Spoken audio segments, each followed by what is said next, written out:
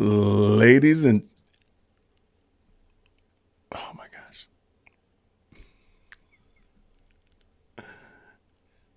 It won't let me stream to X.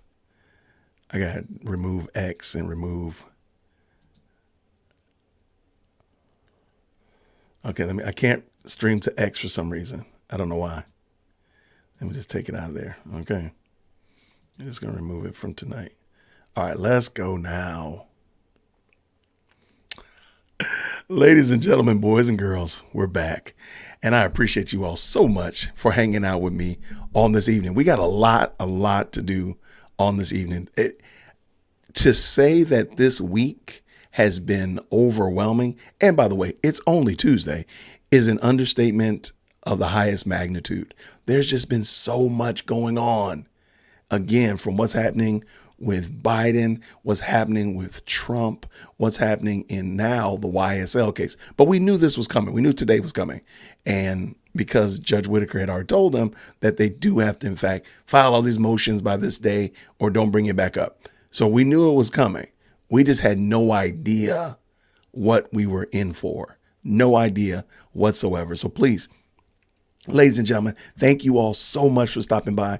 I appreciate all the good people jumping into the chat, saying what's up. Please make sure you hit that like button. Make sure you say hello to the best live chat on the planet. And you are now a part of the best live chat on the planet. Now, you might have heard in the beginning, I kept saying we. Now, of course, that could be considered the royal we, where we're just talking about everybody. But I'm not talking about just everybody. I'm talking about my new host for this, digging into this with me, Black law student. What's going on? How are you, man? How are you, sir? My friend.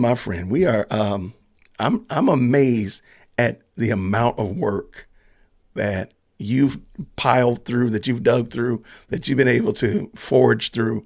It's pretty amazing. Let me just let everybody know exactly what Black law student has cleared through for us. Right here on the screen right now is a list of all of the motions that were filed. These are all the motions that I filed today, right? Today. Oh my gosh. Okay. So real quick, just so you all can get an idea, I wish I had like a little ticker at the top to go through all of these. Young Thug, he had a bond. He had a mistrial with no retrial. He had a disqualification of the prosecutor, Love and Hilton, strike all of Woody's testimony from the June 12th onward. I do think that was a good one.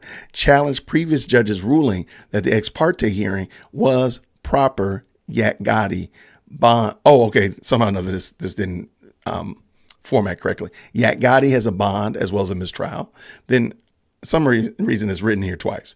Then Stillwell, is that SB Stillwell? Yep. Yeah. So he has a mistrial with no retrial. Then reconsider Glanville's ruling awarding Woody hearsay to reach jury. Okay. Then there's Nichols has a mistrial due to issues with result of new judge coming in this late. Then Huey has a bond. Then so that's all the defense. So 1, 2, 3, 4, 6, 7, 8, 9, 10, 11. That's 11 motions just on the defense. But don't wait. The state has also issued some of its own work. So the state has issued a motion to forbid bad character evidence from the defense about the victim, which is Nut. Okay. I think I understand it. I know we're going to go through it in a minute. Donovan Thomas. Yeah, Donovan Thomas. Yep. And then forbid the defense attorneys from speaking about the case in the media. That right there is out of control hilarious. Because we all kind of knew this one was coming. We all knew that one was, when we saw him, we're like, I don't know if that one's going to, I don't know if that's a good idea. I don't know if that's the right thing. And I think you even mentioned it to me in another instance that you just didn't think that was right.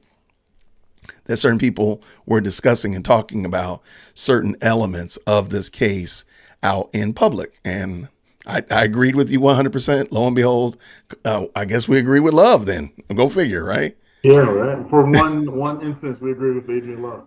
I agree 100%. It's never happened before, and maybe it's just like a new time. But in law school, they teach us like you don't talk about cases that you're trying in the public, in the media. You Right, don't right. do that. And I mean, now it's such a new thing. I can only imagine how they're teaching you in law school now. Because I'm sorry, let me ask you this question. When did you take that class that you're referring to? 2 years ago. How many? 2 years ago. Is it fair to say that a lot has changed in those 2 years? Oh, for sure. Yeah, I'm saying like Students they're are going to probably, law school this fall will probably be taught something real different. yeah, like I can only imagine. Like it seems crazy. So we have a ton to sort through, a lot to sort through. So let's go ahead and get some of this stuff, make some sense of this, some heads or tails of this. So I ask Black law student always come through because he gives insight. He is definitely well attuned to what's going on here in this case and is able to give us a good perspective. So thank you as always, Black law student, for stopping through. I really, really do appreciate it. It means a lot. Now, here we are, Thugger Daily. Shout out to Thugger Daily and all the work. Oh my gosh, man, there's some great people out here doing some heavy lifting for all of us. Thugger Daily is one of them. And another one is Lady Cat. Not Williams. Thank you so much for blessing 5 people with 5 memberships. Thank you, Kat. I really appreciate it. Kat has done an awesome job of explaining these cases. Look, if you can't listen to me, definitely go listen to Kat. And if you only can listen to one, I'm going to tell you, go listen to Kat. She does a great job, man. She does a great job of explaining this in a very tangible way that everybody can get it from. Thank you so much, Kat, for the I love her voice. Hey, there you go. Black law student likes your voice. There we go. So thank you so much for the 5 memberships as well as what you're doing here in this this law tube space. Am I officially part of law tube? Black law student? Do I get? You are. I think you have honorary. Honorary. Come on. If we can get, if Morehouse can get Biden honorary doctor, you are welcome. It's too soon, man. It's too soon. It's too soon, man. Don't do that. Come on. I don't want to kick you off the stream because I don't even know what I'm reading half the time. All right, let's get going. So, of course, this is Young Thug and this is Yak Gotti. I didn't realize how tall Young Thug was today. I saw a video with him. I have to admit I had not seen many of his much of his content. I saw a video of him like that dude's kind of tall. But all right, so let's get at it. Let's get active. Let's bring this up a little bit more for the good people. And it does not let me zoom in because it's Thugger Daily's whatchalls. I can't zoom in anymore. But this is DeMonte Kendrick's.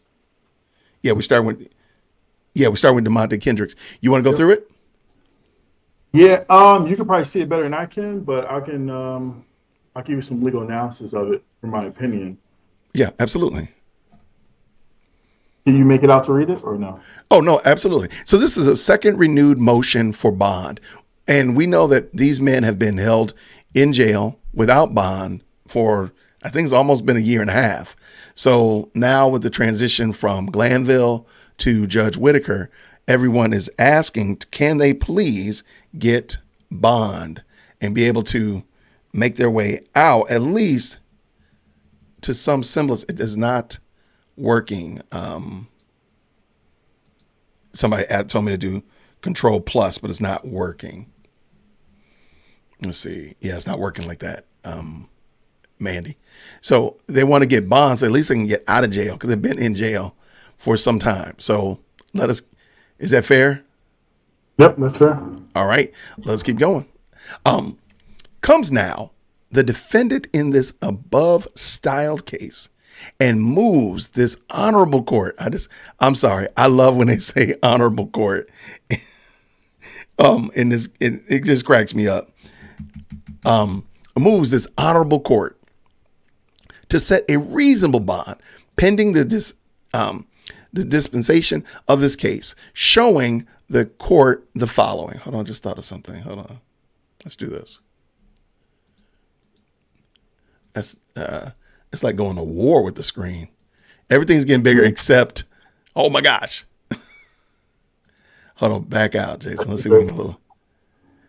All right, so yeah, when I clicked on it, when I did that, It made everything big except what I was trying to make bigger.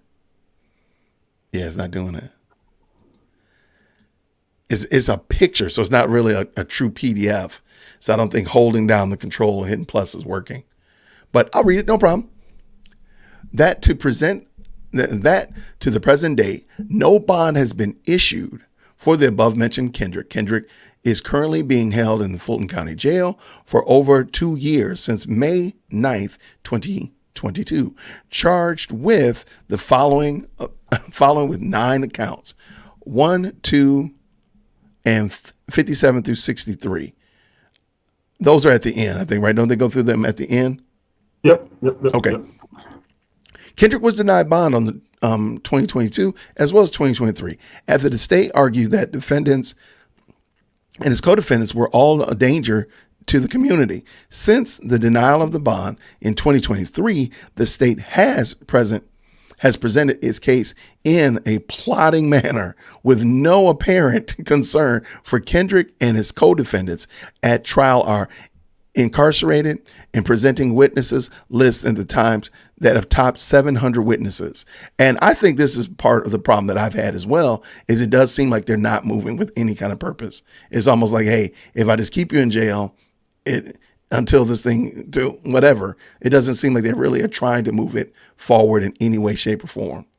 Do you agree, or am I just being mean? No, I agree. I don't think the state has put on a thorough case so far. I agree. Let's keep this going. To date, the state has presented almost 100 witnesses. So they said they started out with 7. Now they're down to 100. I'm sorry, they got 100 that they've already presented. So effectively, they would have 600 more, but I'm sure they've probably whittled that down a lot. Witnesses with no end in sight. While the state has argued that Kendrick is a threat to the community, none of the state's 100 witnesses have presented any testimony demonstrating that threat. The state has had 7 months to do this and has failed. Wow. I like that. What do you think so far? That's very important. So normally in a bond, you have about 4 to 5 different things, factors. You have risks to community, risk of threatening witnesses, intimidating witnesses, and you'll hear them go through a lot of that stuff. Threat to the community, risk of committing a felony while out on bond. And what he's saying is the state hasn't proved that he can do or have done any of these things. Facts. And I think I definitely agree with that. No, I love it though. All right, so let's keep going. Where are we going? To page 2. Let's go. Since the denial of the bond, the state has offered and entered into plea agreements with at least defendants Murphy, Arnold, Stevens, Greer, Kitchens, Sledge, and Lee, permitting them to return to the community. This offer was despite having previously argued to this honorable court that those defendants pose a threat to the community. The court, having been convinced that the state's arguments before should no longer provide the state Let's with. Stop right there for a second. I'm sorry. Go ahead. That's very important. What they're saying is that there's people in this indictment that pled to doing these crimes, and you allow them to go home. I mean, yeah. Now, I think that's a great point. So he's saying basically, hey, if everybody was a scourge on the community, then everybody should have stayed in jail. 100%. But you let some people out, and you said they were equally scourges. So why are these scourges allowed to stay? I think, is that right? 100%. That's what I love it. I'm getting it. This offer was despite I just read that. The court, having been convinced by the state's arguments before, should no longer provide the state with the benefit of the doubt. One must now question how much of the threat the state truly believes these defendants pose. Therefore, any arguments made by the state in the opposition of this motion ring hollow. I love it. Yeah, 6 months of trial and you haven't proved a thing. To me, I think that's actually a blight on where this trial is going to go. Like, look, you've been at this for 6 months, 7 months, and you've made no real progress. I've heard other legal experts say nothing has actually progressed. They've made no case for whatever they're trying to prove. So I do think that's going to be problematic. This court has granted bond to defendant Miles Farley following his severance from the present trial. That Kendrick poses no significant risk of fleeing from the jurisdiction of the court, is failing to appear in court when required, and is not an extraditionary bail risk. That Kendrick poses no significant threat or danger to any person, to the community, or any property in the community, and will not jeopardize the safety of the community if admitted bail in this case. All right. That's straightforward. Say again. That's very straightforward. He's saying, listen, he poses no risk here. All right, let's keep it going. That Kendrick poses no significant risk of committing any crime pending trial. That Kendrick poses no risk in intimidating witnesses or otherwise obstructing the administration of justice. Kendrick assures this court that if admitted to bail, he will neither flee nor be hiding but will respond to each and all orders of the court as directed. Reasonable bond, by definition, is one which is adequate to assure that the principal accused will return to face judgment of the court. But at the same time, did you want to add anything to that? How do you feel? No. I think it's very key that he's saying, listen, not only have I been on TV, everyone in the world knows what this guy looks like. He's not going anywhere. For sure. He's going to be right here.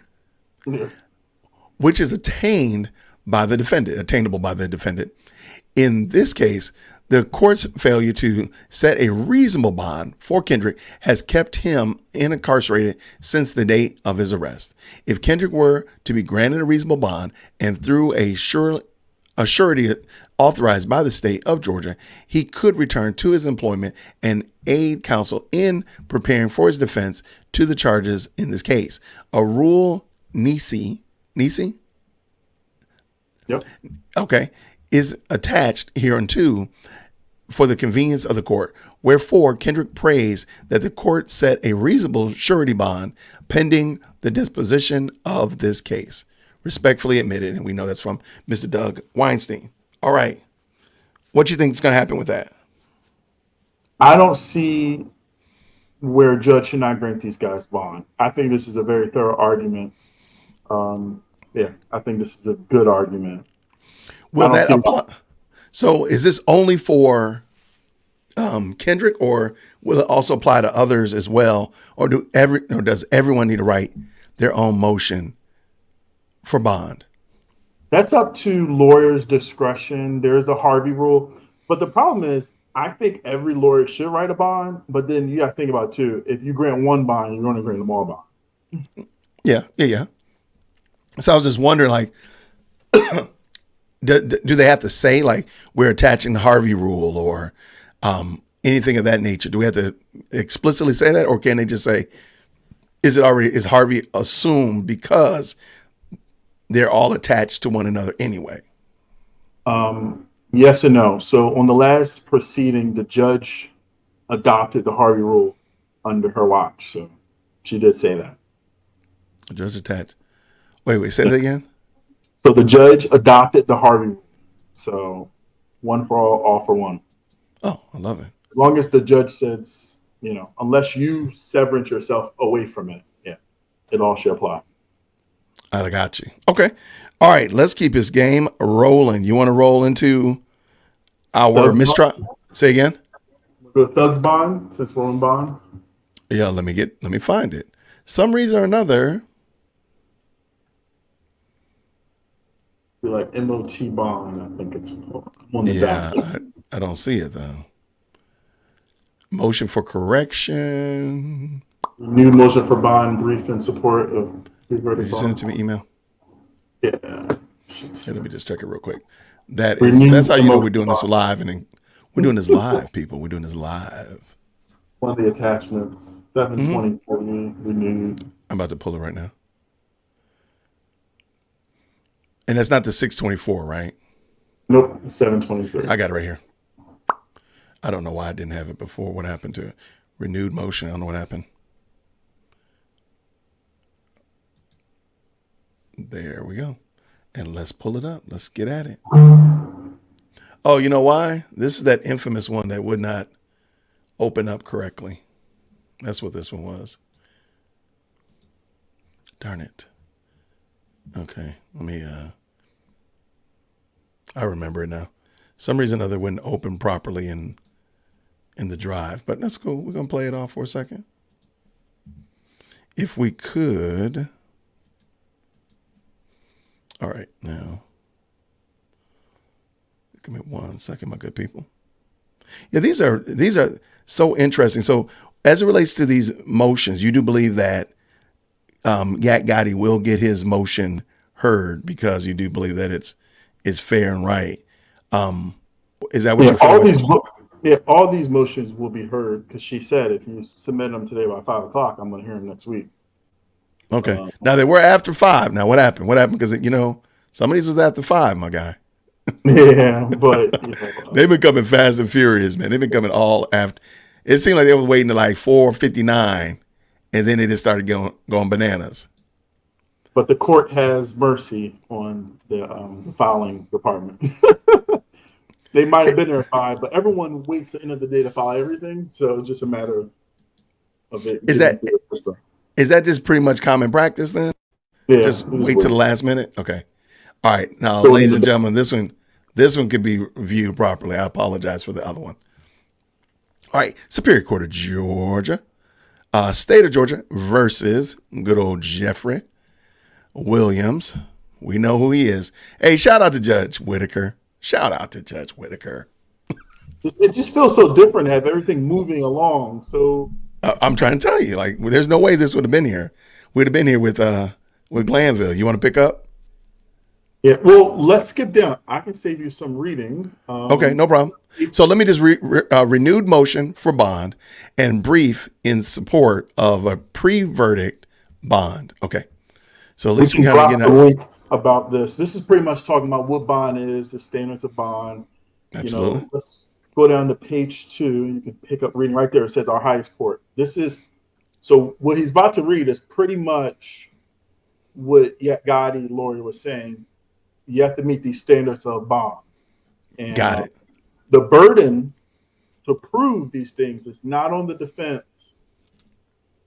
It's pretty much the prosecution has that burden to prove that he is a flight risk. He will do these things. And I don't think they have done that. But you go ahead. No.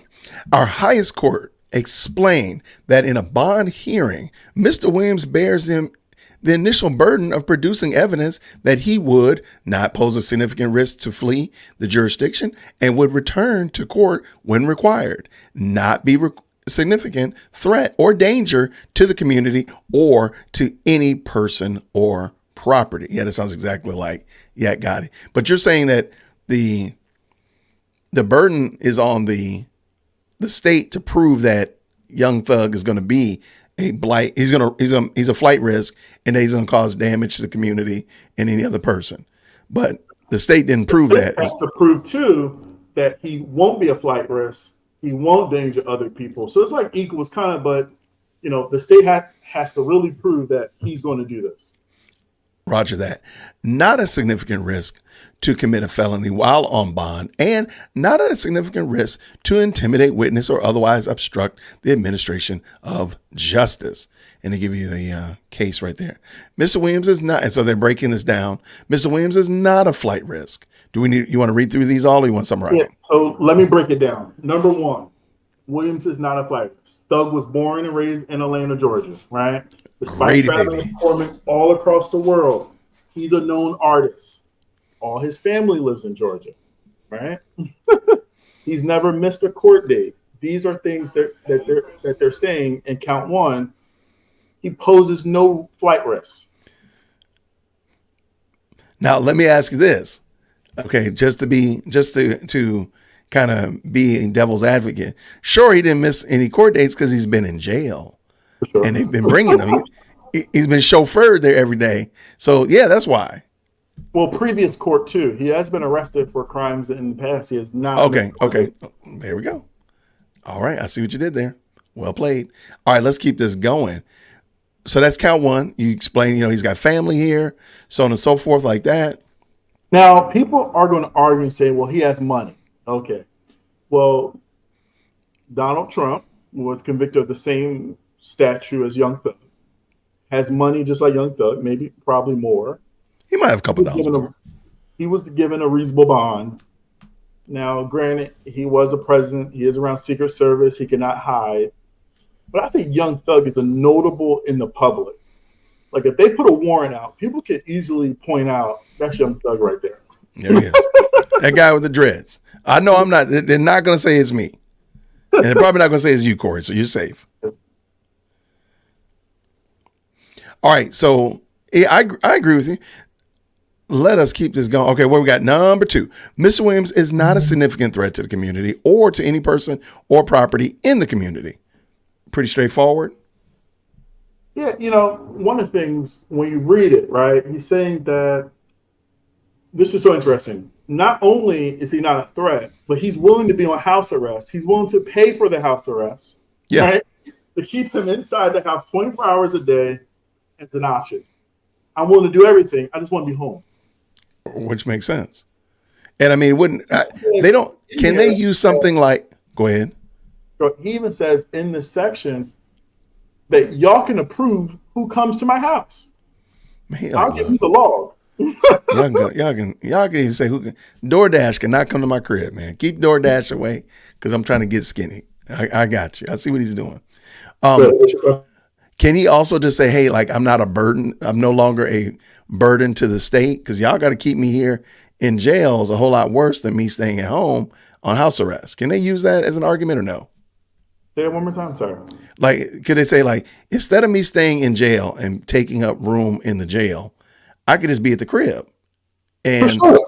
that's less of a burden on the state to have to keep me in jail, less bed bugs, less worrying about getting shanked, all that kind of stuff. But I'm at the crib and that's going to be a burden off of y'all.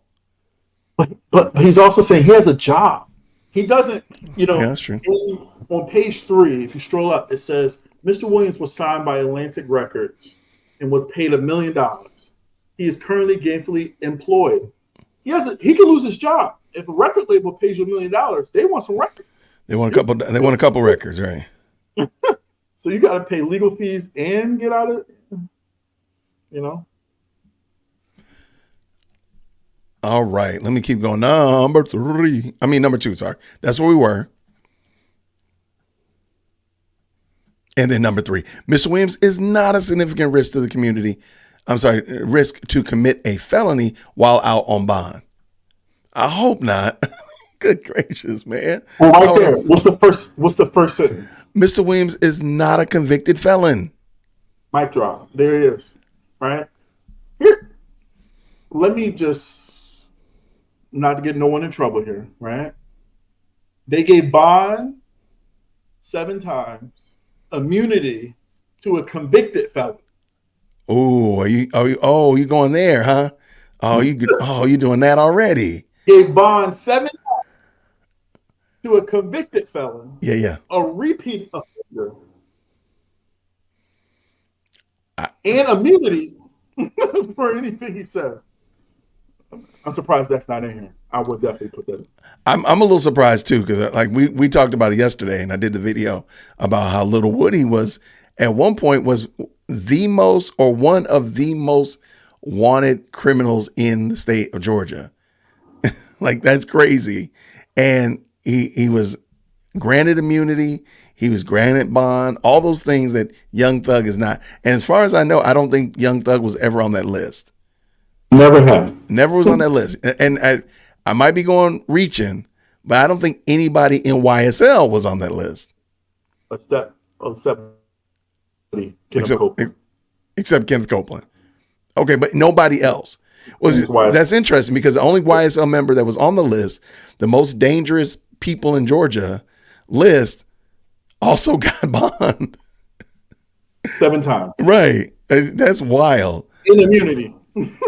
And immunity. Let's keep this going. Mr. Williams, number 4. Mr. Williams is not a significant risk to intimidate witnesses or otherwise obstruct the administration of justice. Does this happen often, witness intimidation? It does. I'm sure. Okay. But listen, what he's saying is, listen, you can, now, in a normal circumstance, a lot of lawyers wouldn't put all these conditions, but Brian Steele strategically is saying, guess what? Y'all can even monitor his phone. Wow. Okay. He sets the just a condition of bond that all his calls, text messages, and means of communication are monitored, save privileged communication, and additionally, he will be secured in his home and not present in his court. This dude said, look, you can turn his cell phone into the jail phone. He said, look, you can turn his phone into the jail phone. Just let him go home. I'd be like, look, I'm not going to talk to anybody. I'm going to send smoke signals. Yeah, I'm just talking to Brian Steele. I mean, if that be the case, I mean, yeah. No, that's a great catch right there. Let us keep this going. Wherefore, so basically, I'm just kind of scrolling through that. We will make sure that all of these are left in the description of the video. They're not going to be there right now, so give me a second, okay? However, so we're just kind of scrolling through because a lot of those are very similar, but there are some salient points that we're pulling out from each defendant. But we're not going to go through all 20 motions, don't worry. Wherefore, Mr. Williams respectfully requests a reasonable bond to set by the honorable court, this honorable court, with reasonable conditions of the same. And y'all know who wrote that. Y'all know it's my BFF, Brian Steele. I love it.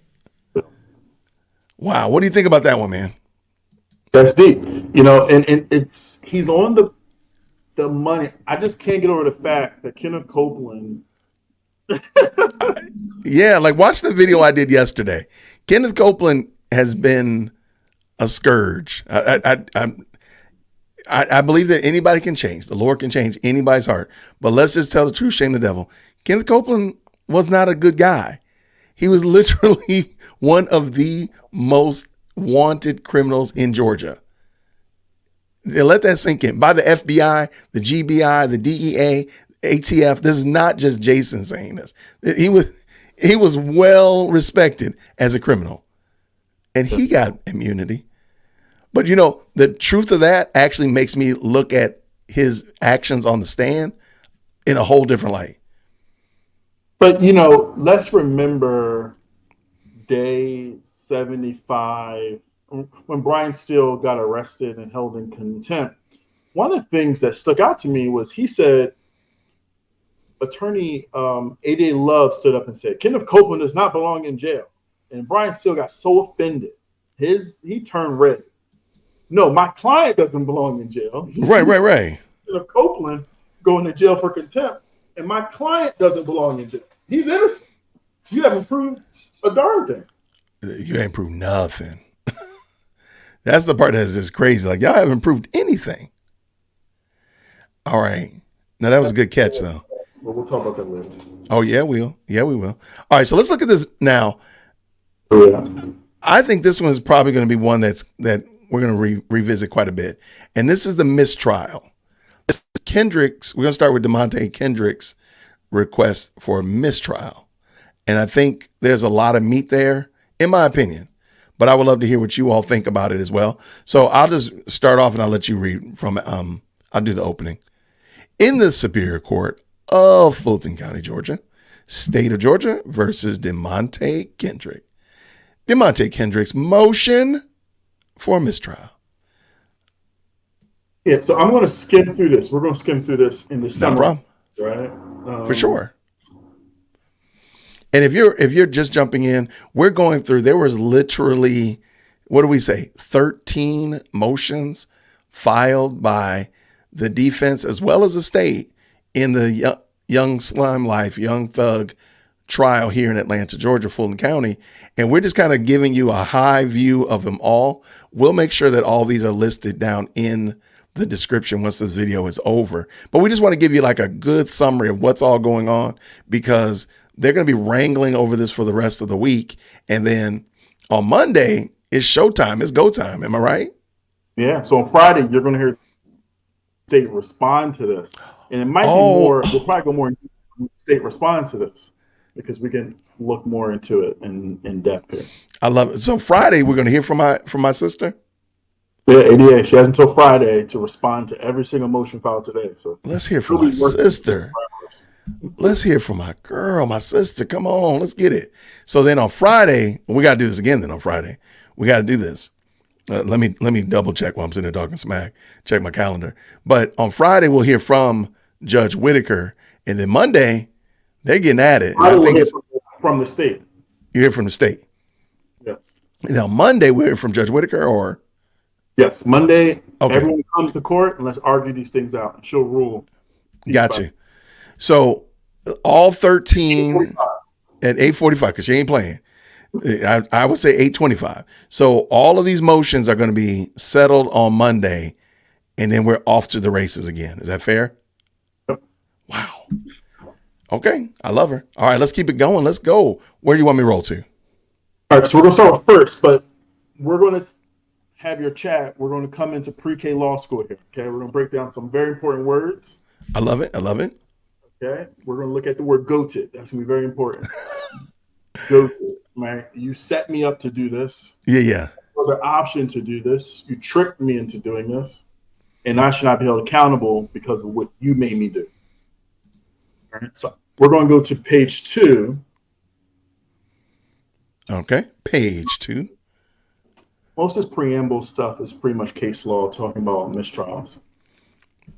And it is goaded, right? GOAD. Yes, goated. Okay. Start with the top. Why don't you read where it says what is the state to do? And I'll start the first, and I'll hit all the. Is that page 3? My page 2. What page are you on? Okay, back up. What is the state to do? Losing its case, apparently unconcerned about the need for public justice, the state clearly sought an opportunity to restart the trial by triggering an event in such egregious violation of the constitutional rights of Kendrick that he would have no choice but to request a mistrial. Now, goaded by the state and the actions of Chief Judge Glanville, I don't know, have they called him Chief Judge? No, it was Brian Steele. It was Brian. Sorry. Kendrick has no option but to move this court for a mistrial to respect the constitutional rights of Kendrick and not defeat the ends of public justice. While this trial has been riddled with scores of errors, at least 3 demand an immediate mistrial. So let's break that down, right? So the state's saying, listen, you're so selfish. You don't care about no one else. You're so busy in winning. You violated my client's rights. Absolutely. You goaded us into this. You made us. You did this unlegal thing, unethical meeting, and now we have to ask for a mistrial, right? And if it's done without prejudice, that benefits you because that gives you 6 more months to come back with some new junk. Because you goaded us, you lost. One bite at the apple, you're done. And that's pretty much what I understand him to say. So goading this situation basically causes jeopardy to attach, is what he's saying. Is that fair? Yep. But if he did not say that they had goaded, then it would just be a mistrial. Yep. You can never bite at the apple. Got it. Okay. No, I'm dope. Yeah, all right. Go ahead, man. Go ahead and type goaded in the chat. We are learning up in here. All right, what's the next word that we need to learn? Well, let me break down goaded a little further, right? Okay, no problem. One of the problems we're going to find out is that when you go to there's rules on mistrials, right? So when I go to my second trial, I can't talk about the first trial. Facts. Okay? So you goaded me into doing this because the reason we have a second trial is because something you did in the first trial. Correct. And that's why you should not have a second bite. Yeah.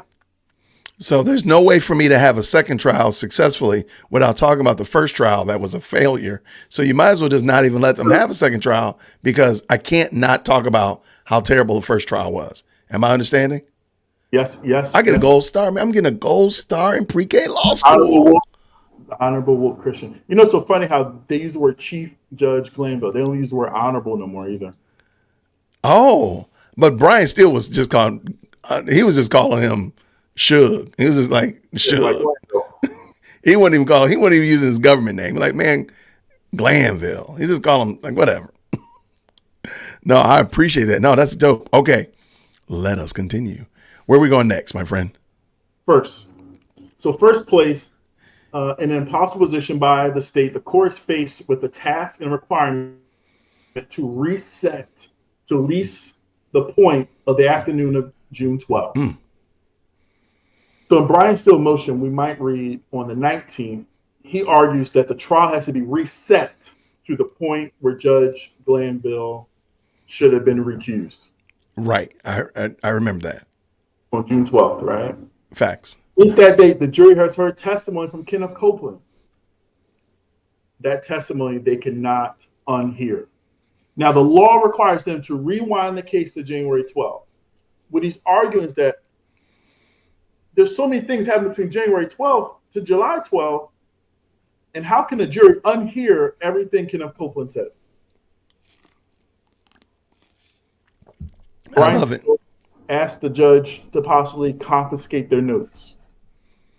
Do you really want to go through that? I mean, really? Right. And is it even, I mean, again, like, yeah, you confiscated my notes, but I wrote them. So that means I read them. I mean, I'm sorry, I heard information and I transcribed it onto the paper. So it doesn't mean that you're getting the information out of my head. You're just getting the notes out of my head. So no, I agree. With all the comical of Kenneth Copeland on the Oh my gosh. Can a jury really unhear things? Do they even take Kenneth Copeland serious? Like, these are really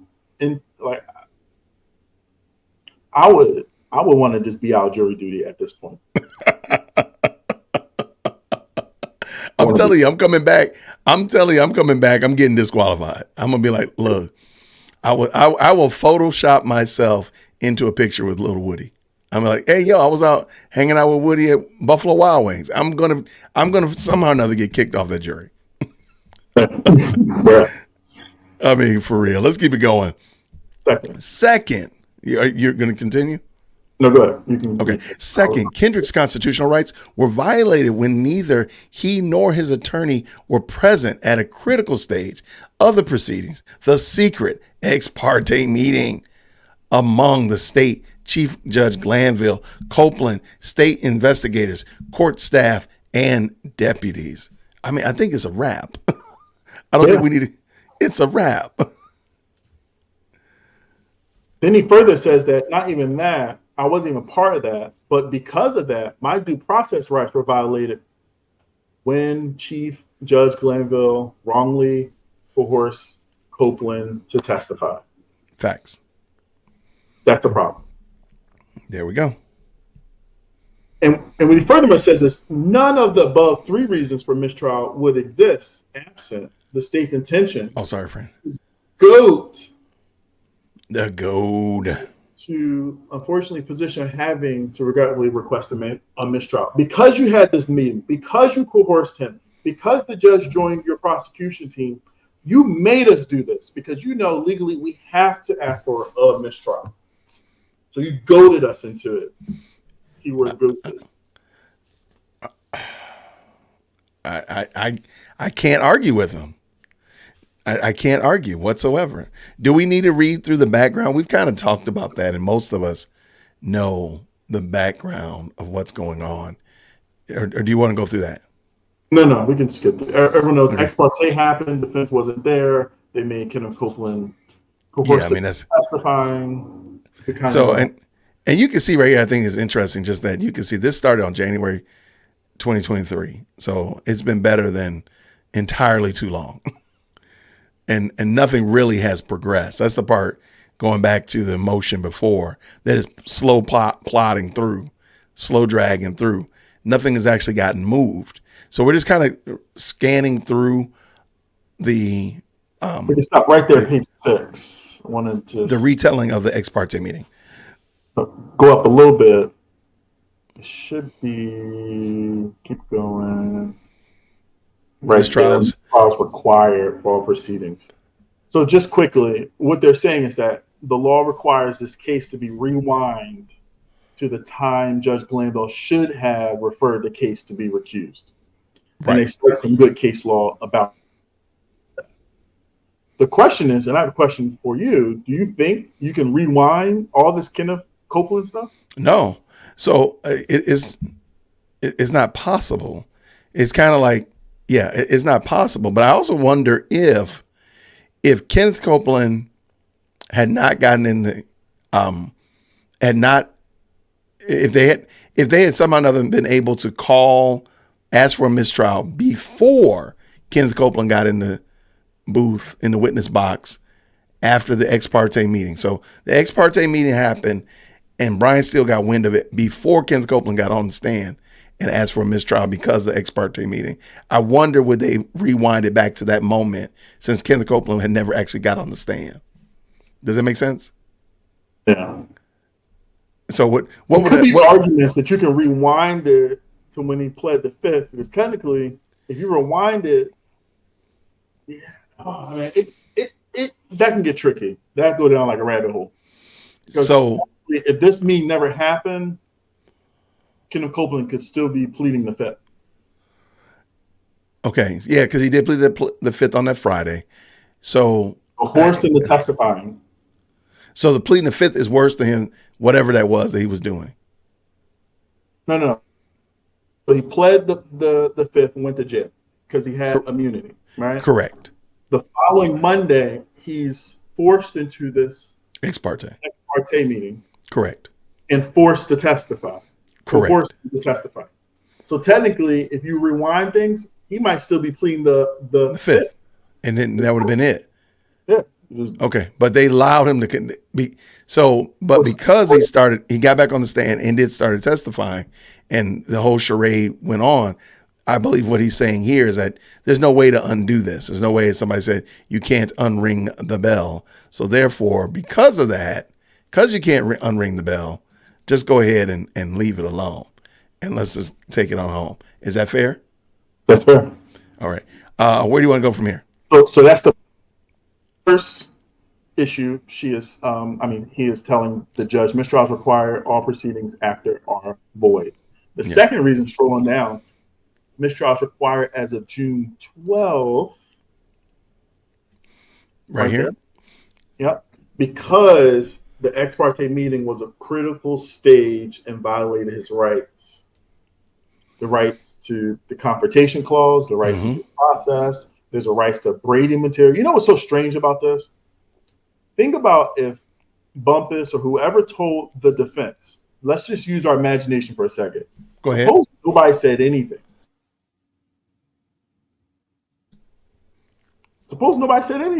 Nobody said anything. No word said. It's never knew.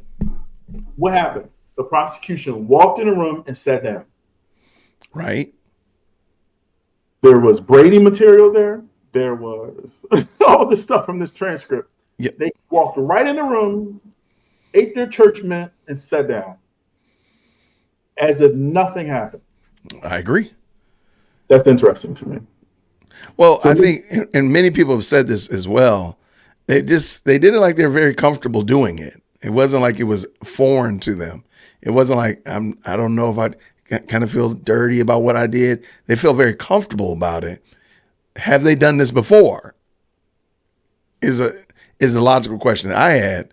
Like, y'all seem like y'all real comfortable doing this. What, maybe with Glanville, I don't know, but it just seemed like you didn't have any problem going back there, talking, roughing Woody up, and then coming back out.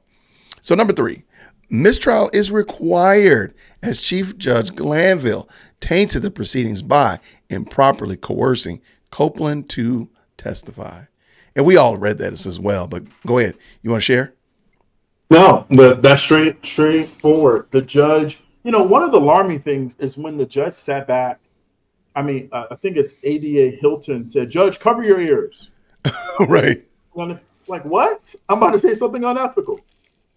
No, you just, this thing is so messy. Absolutely.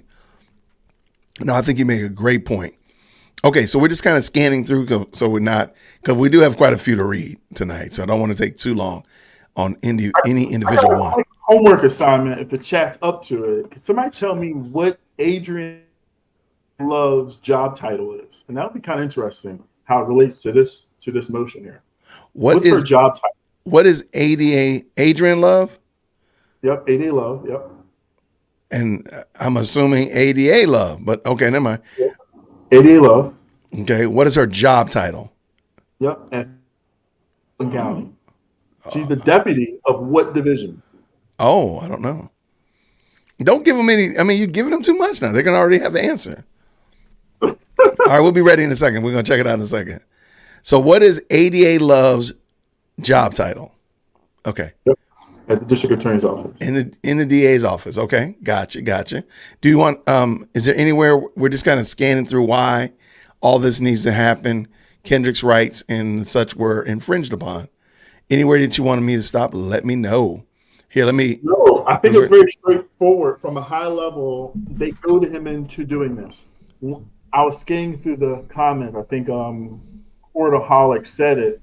Pretty much, the prosecutor opened the door and made them walk through it, and that's how we got a witch trial. Yeah. And I'm gonna just finish this up because I think they did a great job. I like these wherefores. Wherefore, Kendrick respectfully and regretfully requests this honorable court to declare a mistrial based on the practical impossibility of voiding the case after June 12, 2024, the violation of Kendrick's rights by his being absented at a critical stage of the proceedings and or the tainting of the testimony of Copeland by the improper coercion of his testimony by Chief Judge Glanville. Judge Chaos, as I like to call him. Furthermore, Kendrick respectfully requests this honorable court to find that this request for mistrial was goaded by the state. This part of the episode is brought to you by the word goaded. By the state when it requested that Chief Judge Glanville hold an ex parte meeting, absented Kendrick from the meeting and joined with Chief Judge Glanville in the coercion of Copeland. The 23rd day of July, 2024. Shout out to Doug Weinstein. Excellent writing. Thank you, sir. But wait, there's more. Do we have this? Wait, where is this on my list? I didn't have this ready on my list. It looks rather short. Can you explain Rule Nisi? What is that? I think that's a Georgia. Let me just make sure. Man, don't be fronting on us, Georgia. All right. The state of Georgia, DeMonte Kendrick. Rule Nisi. Nisi. It's got a whole bunch of blanks, though. So in D.C., we call it like an order to show cause. Oh, my gosh. We don't need any more show causes. Wherefore, the defendant, having filed a motion for mistrial in the above captioned manner, it is hereby ordered that the defendant's above motion shall be set down for hearing on a date certain. Okay, yeah. Got you. Okay. So what he pretty much saying, listen, I don't want you to do what Kraus did. I don't want you to rule this on papers. Let's litigate this. I want to talk to the state. I want to argue my motion in court. What if Judge Whittaker? Not yet final. Yeah. Wow. What if Judge Whittaker right now just decides, you know what, this is a dumpster fire.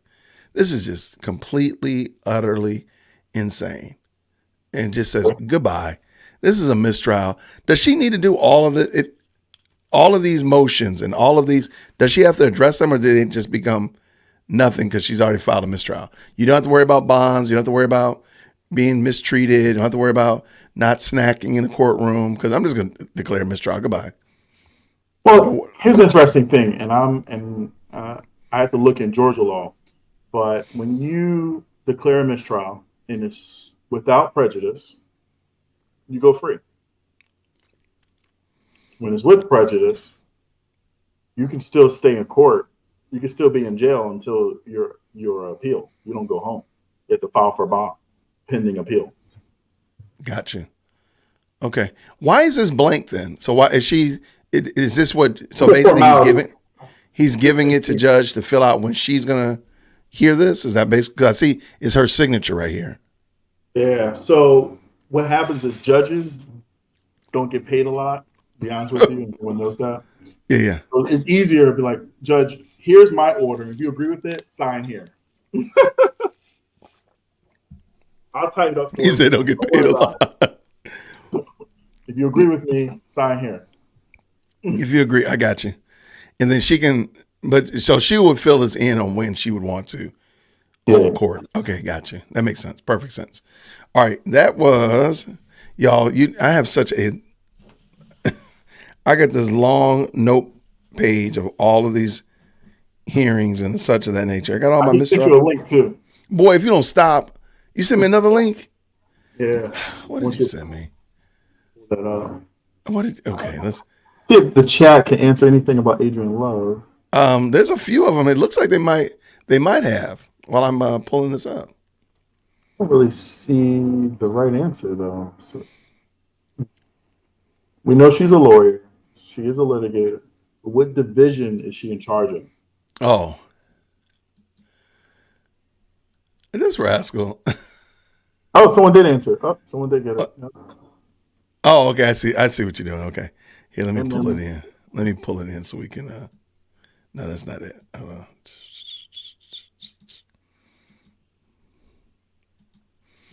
All right. So Adrian Love, shout Adrian Love. She is the chief deputy, district attorney, high profile cases, and difficult witness division. That is a wild term. So that's what she does. Okay. Difficult witnesses. You know what's so fascinating too? I do have to do some research on this, but if anyone who pays attention closely to the trial, she doesn't talk to Kenneth Copeland. In the ex parte meeting, when Kenneth Copeland comes in, she leaves. She doesn't.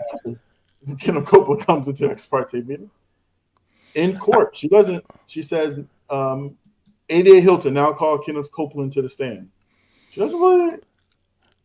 I think past dealings with right. Somebody mentioned to me, and we were wondering that as well during the why is she not interacting with Kenneth Copeland? Why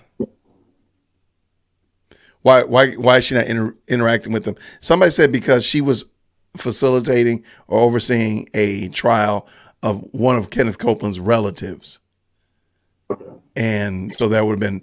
And so but I don't understand. So that's why ADA Hilton was taking the lead with Kenneth Copeland, and probably why ADA Love was sitting there scribbling notes, like just, like she was doing it, frenzy notes, because she's used to that, but she could not engage with Kenneth Copeland because even though I still think that might have been problematic, like maybe you should have took yourself out of the mix because it only seems like it's going to create problems, but she's the one that called the ex parte.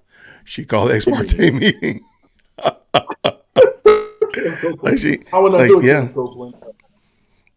All right. Because you know what most people want when they're involved in a court case of any shape or magnitude, black law student, you know what they want? What? They want a fair trial. That's it. And they want a fair trial. And what we're going to say again? We just want a fair shake, we call it. We want a fair shake. They just want a fair trial, man. A fair shake at it. And so tonight we're going to look at the motion for a fair trial. And this is from Mr. Stilwell. I'm going to let you go ahead and pull that up. Okay, I have to admit, every time I see my name in the corner, I'm like, wait, what's my name over there? I'm sorry. I know I'm a nerd. I'm like, why's my name over there? What's going on with that? All right. You want to pick it up? Is there anywhere particular you want me to scroll, or you want me to start at the top and we can keep rolling? Normally, I'm pulling it up. Fair trial normally has about 8 counts, probably. How many is there? 1, 2, 3, 4, 6, 7. Yeah. It's only 5 pages. This is a pretty short one. Yeah, probably 8 counts. Yeah. So Mr. Stillwell is accused of multiple felonies, including conspiracy to violate the RICO Act. Number 2, like all citizens, Mr. Stillwell is guaranteed a fair trial and due process at trial by the federal and state constitutions, the Confrontation Clause. Confrontation Clause, another word of the day, Confrontation Clause. Right? And that's just my ability to confront my accuser, right? Yeah, that's it. Yeah. You have the constitutional right to that. Mr. Stillwell demands that his trial be conducted in a fair and constitutional manner. That's respected. Mr. Stillwell and his co-defendants have been in trial for approximately 19 months. Wow. Yeah, that's wild. Approximately 27 witnesses have testified. Mr. Stillwell has remained in jail for the duration of trial. No, 75. 75. Yeah, Sorry, yeah. 75 witnesses have testified. Very cumulative, but near there.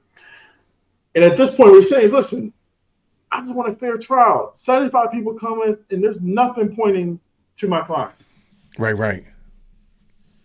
Your Granville has begun as the trial court judge at the point. This case has been plagued by discovery violations, Brady violations. I'm going to add Giglio violations. Can you, real quick, since the Alec Baldwin case, we're allergic to Alec Baldwin case. Can you please, real quick, Brady and Giglio, explain those two?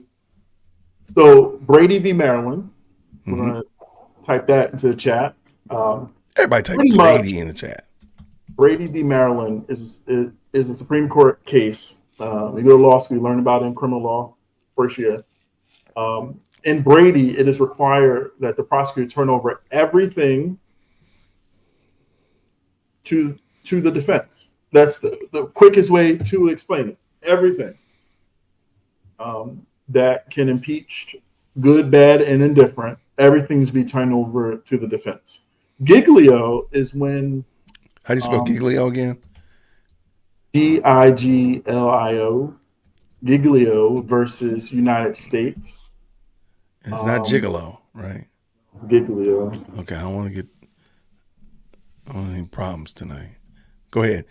Giglio, I like it. Yes. Is when you have to turn about any impeachable information from a witness to the defense. Most of the Giglio stuff is around police and stuff like that. Right? Anything that you know that I can impeach this police officer's testimony on, you need to tell me. Got it. If that makes sense. No, it makes perfect sense. Brady, turn over all evidence that you find. Giglio. Especially exculpatory evidence. Right. Where in the Alec Baldwin case, they didn't turn over something. We really need to unpack Alec Baldwin one day. No, we ain't forgot about Alec. They hid information from the defense. She did. But this is how deep that they hid it. They hid it. So they had this evidence, and they filed it under, instead of Alec Baldwin versus state, they filed it under woke Christian versus state. Right. To hide it. Wow. Crazy. Yeah, we're going to definitely get that going for sure. Yeah. So Brady, withholding exculpatory evidence violates due process where evidence material either to guilt or to punishment. So, and Giglio is more about impeachable evidence against a witness. Facts. We're preschool law school here, but we're good. I love it. Number 6, Kendrick filed a motion to recuse Judge Glanville on the 12th of June. Judge Glanville summarily denied said motion. Kendrick's motion to recuse, as well as some similar motions filed by co-defendant Williams, were subsequently considered and granted by the Honorable Judge Rachel Cross. So, why does it matter then? Well, what he's saying is, listen, this is beyond a fair trial here because, for one, we got Brady evidence. We have potential Giglio violations. We have Brady violations. We have 27 witnesses. Nothing's important to my client. A judge joining the prosecution team holding questionable ex parte meetings. Question. Shady. And let me say this too. Ex parte, there's nothing wrong with ex parte meetings. Lawyers have them all the time, right? Right. Another legal term is called in camera meeting. Correct. In camera hearing, right? Ex parte is just a hearing ex of a party, right?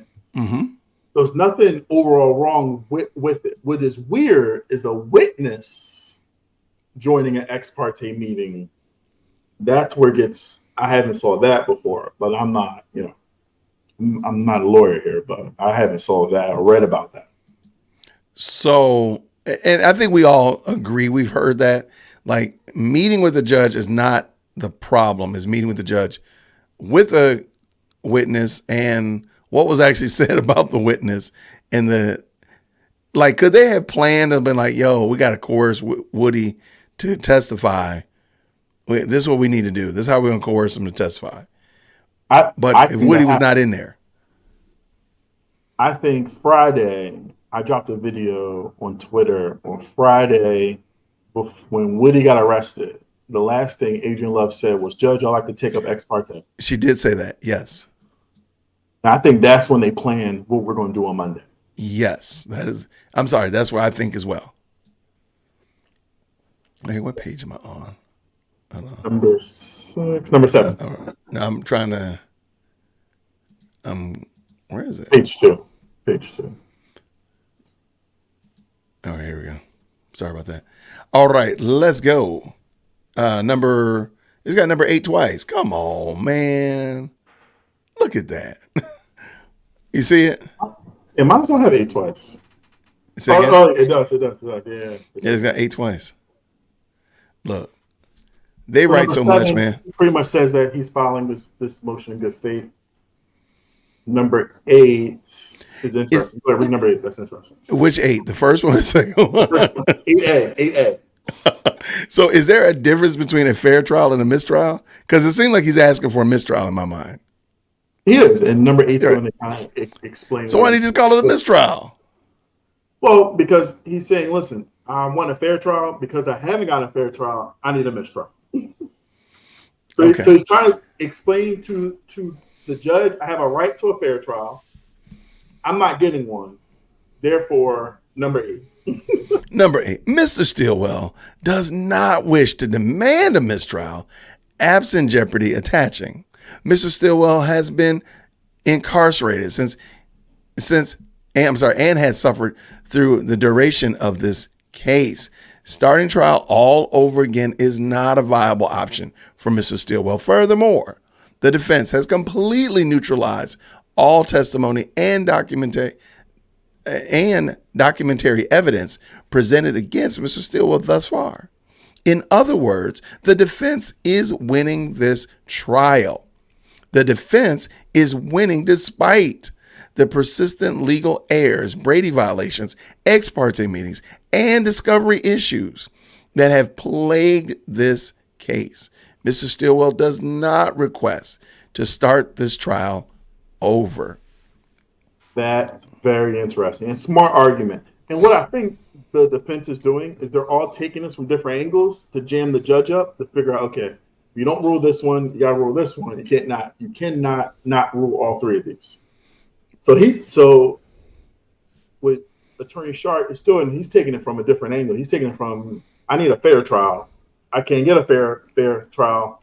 Facts. Therefore, giving me a mistrial in absent of jeopardy gives the state 6 more months to learn from their mistakes and start this over again. Got it. So, okay. I like the different angle approach because it does seem like, why is everybody writing something different if they're all asking for the same thing? That was my thought process. Do you want to read 8B or no? We can summarize it. He's pretty much reinstating. So normally lawyers in their last paragraph, they kind of reinstate what they've been talking about. So he's kind of summing it up. This trial had tremendous errors. It's tainted. Potentially the jury could be tainted. Mr. Stillwell's due process have been violated.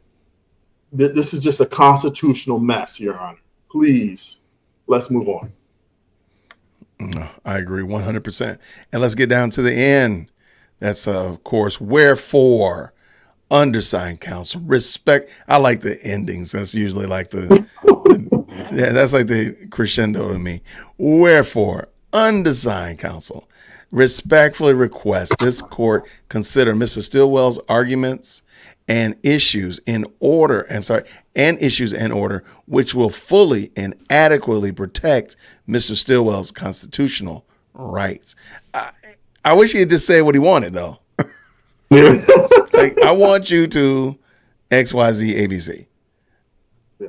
I don't know why. Is there a reason why he didn't do that? Well, like I said, they're trying to, it's like a domino effect. They're trying to get the judge kind of in a corner here from different angles. Right. That's my little 2 cents. All right. I like it. All right. So looking at where we are on fair trial. Oh, now we get into the fun part. Now everybody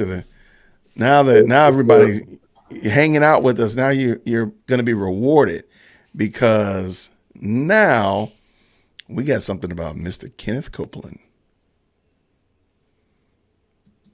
That bad character here. Yeah, this is regarding hearsay statements. Motion to reconsider regarding hearsay statements. Okay, so explain this what we're pulling up, what we're going to be looking at. As I zoom in. I haven't even read this one. Let me just skim it. I think I know he's about to say the. Oh, wait, this is the Shannon Stillwell one. Oh, wait. Okay. This is not the Kenneth Copeland one. I'm sorry. No, this is about Copeland. Okay. Yeah. Oh, okay. Yeah, I'm sorry. You're right. Yeah, so what they're trying to say is that there's been a lot of hearsay here. So Kenneth Copeland is accused of killing Donovan Thomas, a.k.a. I think his name is Nut. Big Nut. And as we read, you'll get to understand. So my personal belief, it wouldn't surprise me if Kenneth Copeland killed Donovan Thomas. There is evidence that he had Donovan Thomas' cell phone. There's evidence that he had Donovan Thomas' wallet. How did you get it? Did you find it at the bus stop? I don't know. Right, for sure. Yeah. So why don't we start? You want to start reading it, and we'll dive into it. It's pretty much going to say like a hearsay statement. Pretty much, someone's testifying about something else that they heard, which you can't do that. Right.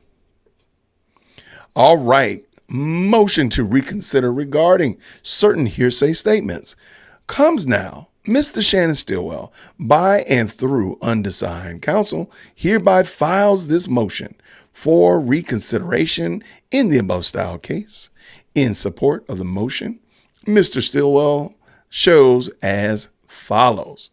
Number 1, Mr. Stillwell is accused of multiple felonies, including count 1, conspiracy to violate Georgia RICO laws and specific substantive felonies. Mr. Stillwell is innocent of all charges against him. I usually think the first sentence and the last sentence are amazing to me. They usually are pretty, they're usually pretty bombastic. So I love them. All right. You want to go with number 2? Yeah. So Mr. Stillwell's charged with this RICO Act. And one of the sub crimes he's charged with is killing of Donovan Thomas. I think it's count 2 of the indictment. Sure. Mr. Stillwell's innocent of these charges as well. Kenneth Copeland, a witness called by the state, is currently on the witness stand, which we know.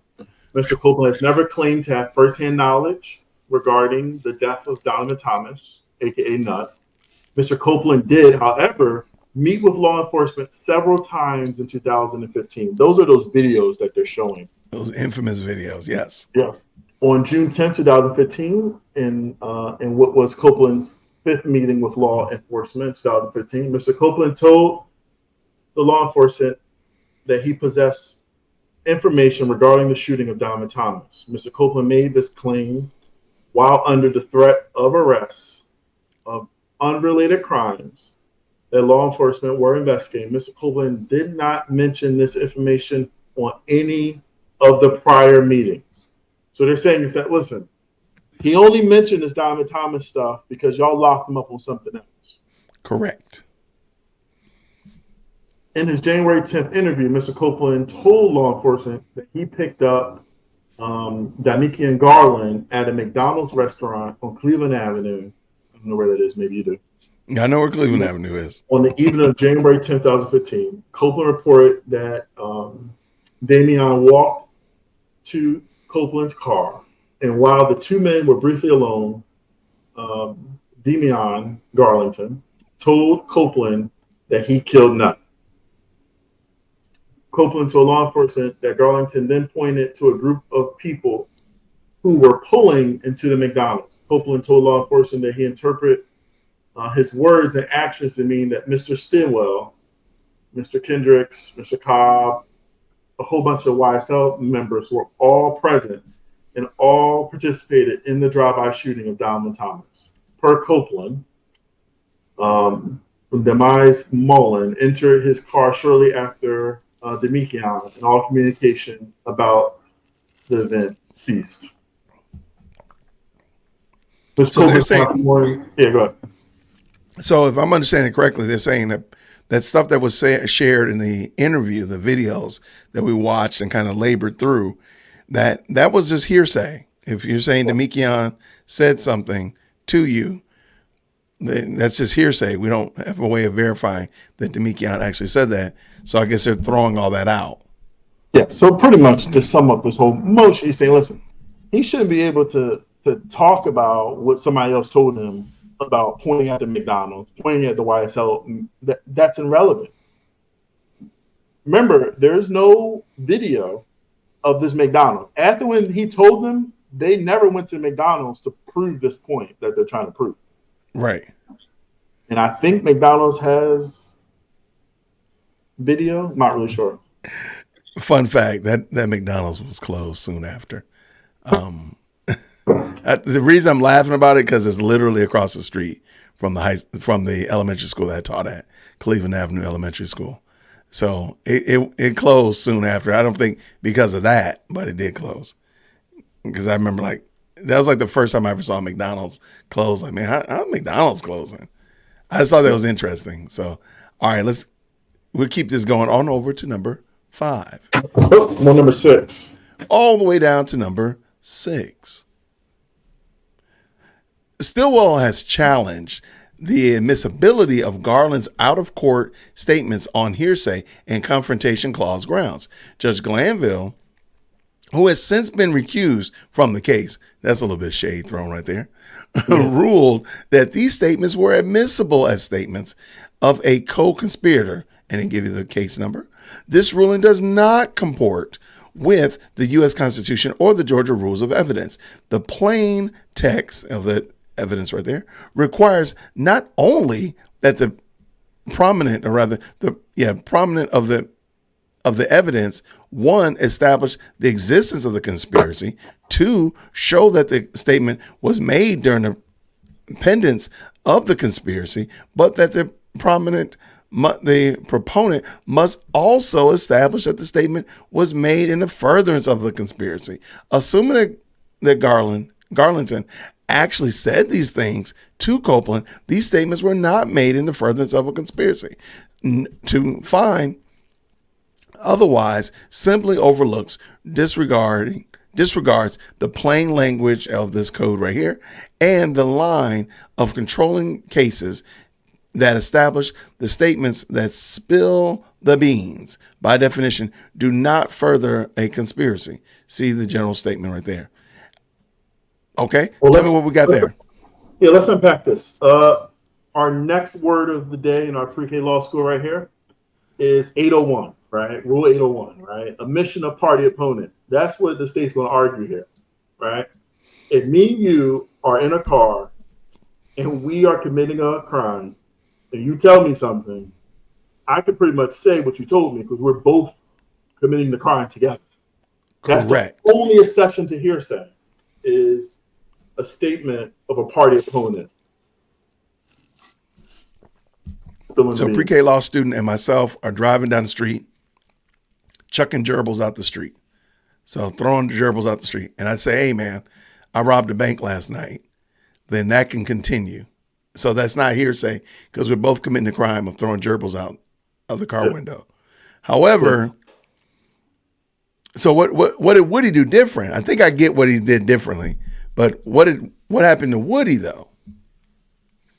Well, Woody was in a car with him, and they're saying, listen, well, we both said, he's telling what the other guy in the car said. And the state's going to argue and say, hey, listen, that's just admission of a party opponent. Now, hearsay would be, I heard Woody tell somebody, or I was driving by the McDonald's with my window down, and I heard them say they killed Diamond Thomas. That's hearsay. Right. But this can go either way. Since nobody in the car was participating in a crime, Garlandson saying somebody committed a crime is hearsay because nobody else in the car was committing a crime. For sure. Now, if the people in the car were committing a crime, and does it have to be the same crime though? It should be because there'll be a lack of foundation. You should talk about relevant facts. Yeah. Okay, so if the people in the car were also, I think Big Nut is a victim of a drive-by. So if the people in the car were also a part of the rain of bullets and they were shooting out the window, and then Demekion said something like, hey, you know what? I also like to throw gerbils out the window. That would not be hearsay because everybody in the car was participating in the crime. Yes. Got it. I love it. All right. That'll be admission of a party opponent. I got you. Okay. You want to read 7? No, you go ahead. The state plans to elicit testimony from Copeland regarding Garlandson's alleged statements. While Copeland is now denying that Garlandson made any such statements, Copeland has openly acknowledged that he previously told law enforcement that Garlandson made such statements. The state has attempted to improperly introduce the contents of Garlandson's statements through recordings of Copeland's prior statements, including his June 10th, 2015 interview. The state's method is improper for 2 reasons. First, Copeland has not denied making these prior statements, and therefore no foundation for prior inconsistent statements has been laid. Second, I thought they were talking about impeached statements, but I'll ask you that in a second. Second, which is the focus of this motion, Garlandson's statements to Copeland, even if uttered, were not made in the furtherance of the conspiracy and therefore fail to meet the requirements of this rule of law. I thought they were saying that the reason they were bringing in the videos was because they were seeking to impeach Kenneth Copeland's testimony. Is that fair or no? That is, and let me tell you something. This is very weird for me. And like I said, I'm not a lawyer practicing this stuff, but I would say it's a little strange for me to see the state have all these witnesses they have to impeach. Normally a state should have some good witnesses, but you got to impeach every single witness you have. Which is kind of wild. Wow. Which I think, yeah. Because I've never seen that before. This seems pretty wild.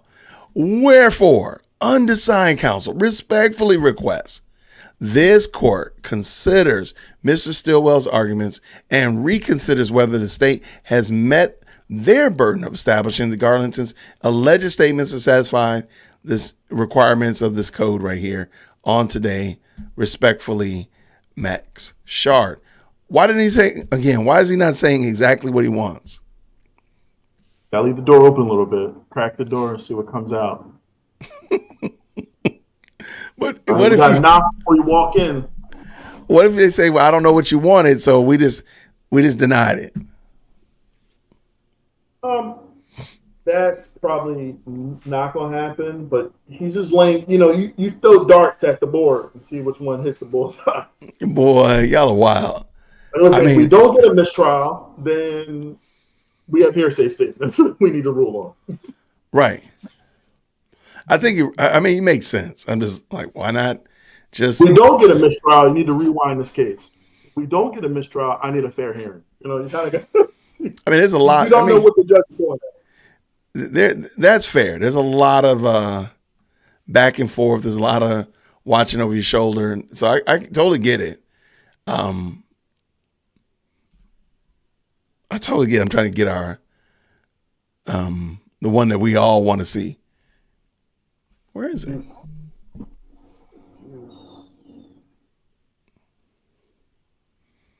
I had it here. Why is it? Oh, there it is. I have it written as gag order, but it's not actually gag order. Okay. It's not. It doesn't say gag order on it. All right. So, ladies and gentlemen, say again. It'll lead to one. Oh yeah, most certainly. So, one thing that you definitely don't want, ladies and gentlemen, what you don't want to happen is you don't want somebody that you have a gag order placed on you. Why is it showing that before? Hold on a second. Pull this back in. I just knew I was fancy. There we go. Sorry about that. Now, ladies and gentlemen, you don't want a gag order thrown on you. And now we're getting into, so we've gone through all of the defense's motions that up to this point that we thought would be beneficial tonight. So now we're on the state's motion. They had two of them that we thought were really beneficial. But let us go. State's motion to restrict extrajudicial statements. Gag. I'm gonna let you unpack this one, man. You're the YouTuber here. I love it. I mean, they give examples, man.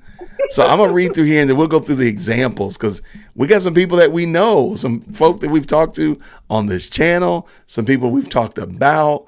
They're in the example.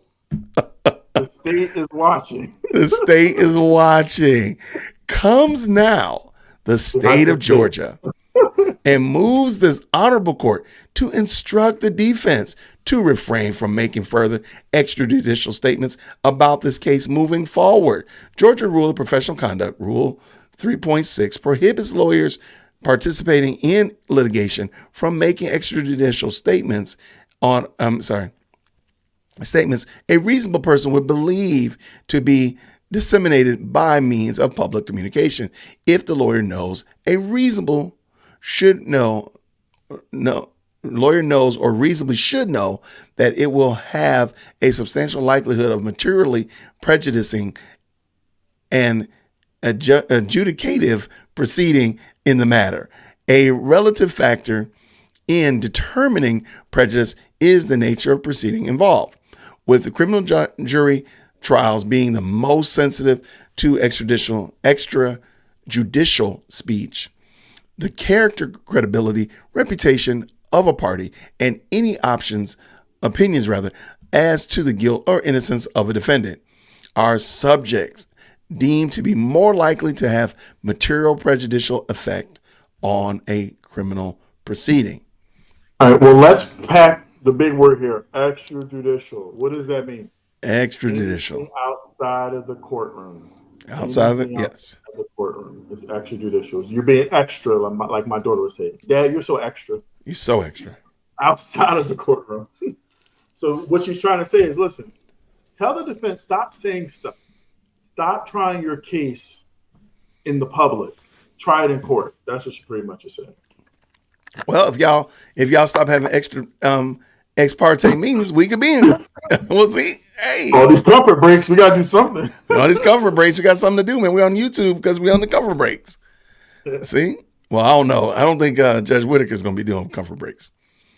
Defense counsel has made numerous extrajudicial statements explicitly about this case while a jury is sworn and seated during the state's case in chief. Defendant Williams' counsel, attorney Brian Steele, and Keith Adams, defendant Kendrick's counsel, attorney Doug Weinstein, and defendant Stillwell's counsel, attorney Max Shard, have all made extrajudicial statements to the media explicitly discussing this case in violation of Rule 3.6. The extrajudicial statements have included, among other things, interviews and statements to the Associated Press. 4 of those interviews have been 25, 33, 43, and 107 minutes in length. Wow, that's a long interview. The statements include, among other things, the attorney's views and opinions about the case itself, opposing counsel, and now former judge, and the jury, the outcomes, and the guilt and or innocence of specific defendants. Wow. Okay, that does sound pretty bad. It does sound pretty bad. Hold on, wait. What happened there? My screen closed out.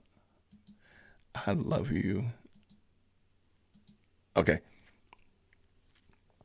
Pursuant of this code right here, courts have the power to control the furtherance of justice, the conduct of the officers, and all of other persons connected with the judicial proceedings above it, in other matters pertaining thereto. The state thus moves this honorable court to instruct the defense to refrain from making extrajudicial statements about this case moving forward. Respectfully submitted, Adrian Love. All right. You want to talk about it before we get into the examples? Well, to be fair, I think the judge will probably grant this. I hate to say it. I think so too. Yeah, I think she's going to say, listen, no, we're not doing that. We got to get done with this. And we got to get done with this. Now, I would say, and I've been on platforms with Doug. Doug is very careful what he says about the case. I was last night on Spaces with him on Twitter, and he was very careful. I really can't talk about the case like that. Yeah. Where other lawyers say they're not going to talk about the case and just start talking about the case. I'm trying to see. I don't remember Brian Steele. That's what I'm trying to see. Like, where's Steele been? Okay, Brian so Steele doesn't make public appearance. He what? Brian Steele doesn't make public appearance like that. But they said, didn't she say Brian Steele had done so? Right. No. She says his counsel, Brian Steele. She says Exhibit A. Okay, so that might be his situation to the Associated Press. Okay, let's just jump down to it. Okay, so below, please find Brian Steele's statement regarding the recusal order. Jeffrey Williams is innocent of the charges brought in this indictment and clear his name. He sought a speedy trial, one in which he would receive the constitutional guarantees of a fair trial with the impartial judge presiding and ethical prosecutors following the law. Sadly, Judge Glanville and the prosecutors have run afoul of their duties under the law. Mr. Williams is grateful that the reviewing court agreed with him and entered the order recusing and disqualifying Judge Glanville from presiding over Mr. Williams' case. We look forward to proceeding with this trial, with a trial judge who will fairly and faithfully follow the law.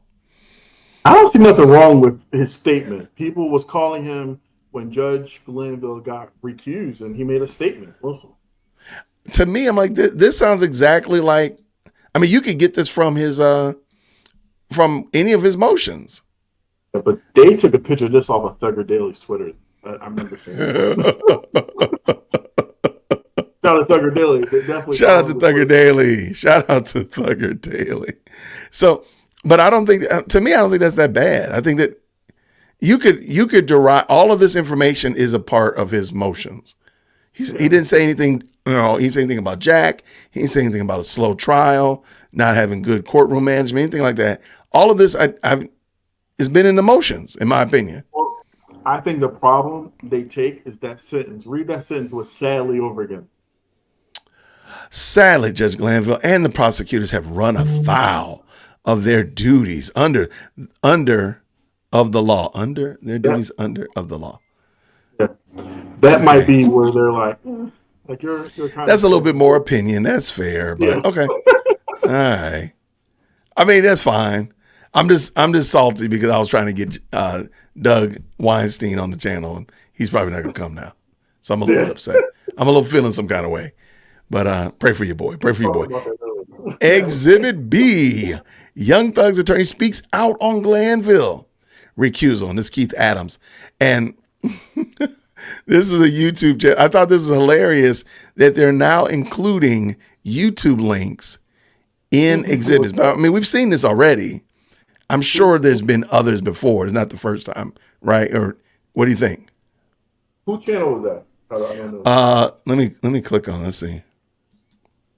Hold on one second. Is the infamous Sylvia? Hold on, let me see. Let me see if I can find him on there. Oh, here he is right here, I think. No, that's not him. I'm sorry. She got a lot of people on here, but I don't see where Adams is. I'm just kind of jumping around the video. But allegedly, Adams is in here. Oh, yeah, it's the excerpt. It's What number is that? It's 23. 2336. Okay, let me see. 23. I don't see him on here. 2336. I don't see him on here. They probably put the I just see wrong link. they might send the wrong link. Now it does say in the video. Let me just show you. Now on the video, it does say. I hope I didn't lose my place. I mean, there's no lie detector. It does say that she has an exclusive interview with Young Thug's attorney Keith Adams. So it does say that. I just don't see the number showing up at 23 and some change. I don't see it. We can scoot on down. He's probably coming on. Oh, you know what? He might be on the phone. I think he phoned in. I don't think he appeared on camera. We don't want to talk about him. Oh yeah, he's on. Okay, great. All right. Okay, well, all right, well, okay, they got him. They're gonna probably ask him to stop doing this. I kind of agree. They might actually throw this in, which I mean I can understand. That's not the worst thing I've heard. So okay, so that's Exhibit B, Keith Adams. Exhibit C, Associated Press again, and who's speaking though? Doug Weinstein. You see Doug right here? Oh, yeah. Yep. So this is Doug speaking. Okay. So they don't want him speaking. I kind of get you. Okay. Again, Doug is at it again. Y'all pray for Doug. Doug gonna get in trouble. I don't want Adrian Love to jack Doug up. I like Doug.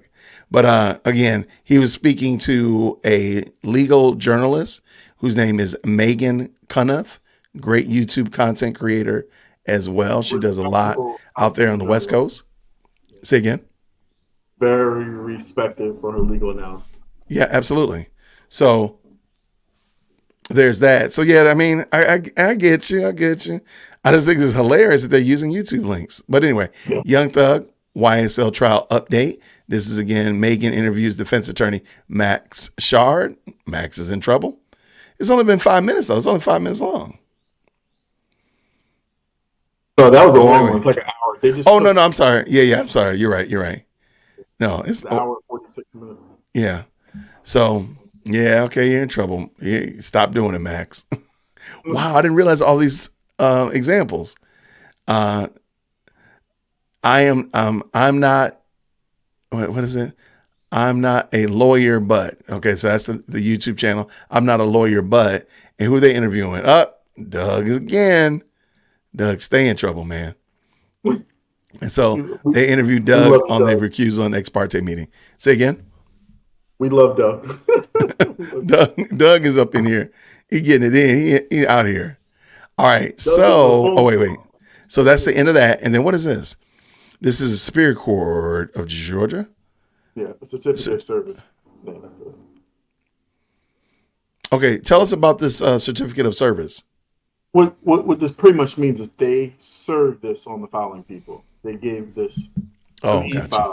They notified Brian Steele. Everybody. Surprised they put the YouTube channel. Can they ask that the YouTubers take it down? The judge can order that. They could say, look, you got to take this down. That's wild. Okay, now we're looking at bad character. The judge could easily do that.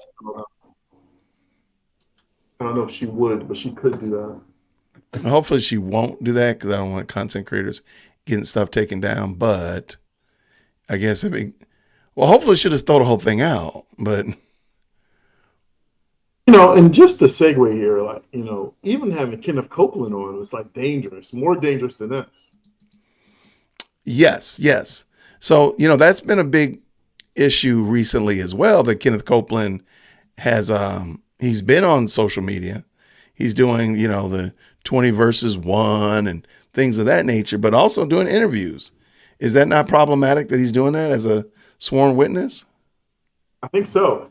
I made a little video that got a little controversial yesterday on Twitter, but about that.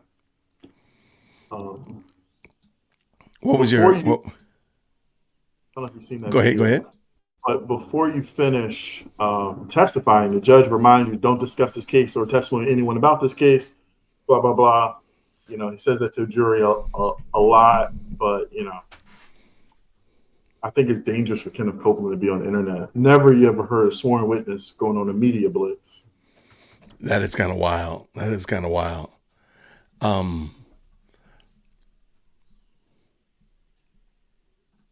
All right. So something else you don't want. Something else you don't want, Black law student? What? I'm going to pull up your bad character. So this is a motion from the state called the state's motion to exclude the victim character evidence. You want to explain, or you want to just read through it, or where do you want to go? Yeah, let's read through this. I did not read this one, full disclosure, but we can just break it down. So States normally only file 1 or 2 pages, so it's probably pretty short. Yeah, not a problem. The state believes that the defendants in the above style case may attempt to improperly place the character of the deceased victim, Mr. Donovan Thomas Jr., in issue at the trial of this case. For this reason, for the reason stated below, the state moves this court to prohibit any attempt by defendants to elicit and introduce improper character evidence as provided by this rule right here. So don't go in here trying to tell victim shame. Don't talk about how he was a gangbanger. Don't talk about how he committed crimes. Don't do that. Because is that basically what they're saying? Pretty much. I got you. Defendants Diamante Kendrick and Shannon Stilwell are charged in count 2 with the January 10th, 2015 murder of Donovan Thomas, overt acts 16 through 20 of Court 1, conspiracy to violate the Racketeer Influence and Corrupt Organization Acts also pertain to the murder of Donovan Thomas Jr. The defendants have pled not guilty to both count 1 and 2 and have never raised or asserted any claim of self-defense. Okay? Why did they say that, by the way? Why did they say you didn't claim self-defense? Because there's probably going to be some type of evidence. I won't be surprised. Donovan Thomas was a gangbanger. He was doing all these negative things, robbing people, shooting people. And if somebody did shoot him, remember, in evidence, there was weapons found in Donovan Thomas' car. Yep. So much found in his car. I won't be surprised if they tried to paint Donovan Thomas as what he may have been or could have been. A bad dude. Yeah. Yeah. And that sounds like what they're doing. So you can't say you preemptively deleted him because he was out going to delete you because you didn't say that you were doing it in self-defense. But if they had said it, wouldn't they have had to admit, because she says already they already pled not guilty. So they couldn't have said, I'm not guilty, I did it in self-defense, right? Yeah, that's right. You can't get 2 bites at the apple here. All right. Argument and citation of authority. Georgia evidentiary statutes, we already see that, govern admissibility of a victim's character. These statutes generally limit evidence of a victim's character to reputation or opinion and not specific bad acts.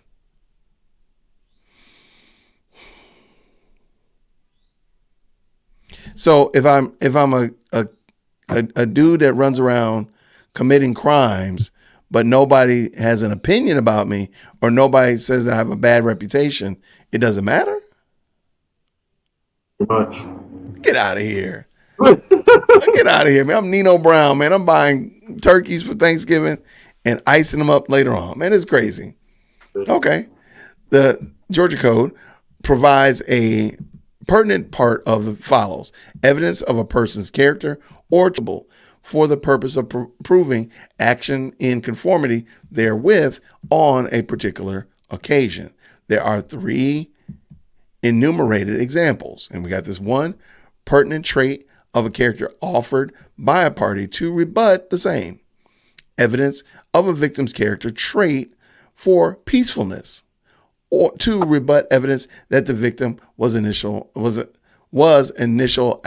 aggressor.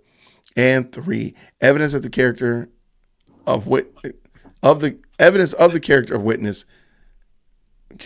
a witness. Where evidence of the character or trait of a person is admissible, proof shall be made by testimony as a reputation or by testimony in the form of an opinion. All right, you got to break that down, man. Make that make sense to us. Well, I think you kind of broke it down, right? So the trait, what he's done in his past, he's a victim of a crime. They're saying it's irrelevant, right? What's also kind of interesting, if you claim self-defense, you automatically put yourself at the scene of the crime.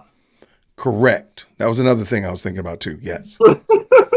So, the evidence of a character of a witness. Well, what they're saying is, listen, he's dead. So let's not talk about what he used to do. Regardless, he's a victim of a crime. Okay. I got you. So, which makes sense to me. So I can dig that. It doesn't mean just because you're a bad dude doesn't mean you need to get something needs to happen to you like that. Okay. Generally, a murder victim's character is irrelevant and inadmissible. We know this code right here. A victim's character may only be admitted if there exists some factual nexus to the conclusion for which it is being offered. What does that mean? Well, sure, okay, if there's a reason why his character is important. There was a gang war and, but it's kind of hard without self-defense putting his character in. I would love to see how they do that without a self-defense theory. Yeah. All right, let's keep this going. I got him before he got me. Right. It's one of those things. It is impermissible to establish such a nexus through sheer speculation, even if cases where an accused is arguing self-defense, the accused may only seek to introduce evidence of the victim's violent character through the admission of reputation and opinion testimony. Okay. Word v. State, that's a good case. That was a self-defense case, I think, too. Okay. No factual nexus nexus to admission of victim's character. The character Donovan Thomas Jr. is irrelevant and inadmissible in this trial because there exists no factual nexus for introducing any evidence pertaining to his character. Therefore, any evidence of the victim's violent character is unequivocally irrelevant because no defendant has claimed self-defense. And I think we just talked about that. Finally, even if the court were to find a relevant purpose for victim character evidence, it could only permit admission through reputation and opinion testimony, not specific acts. Okay. Do you agree with that? What do you think? I agree with that. But I would love to see how they argue that. What is his? Okay. They also did argue that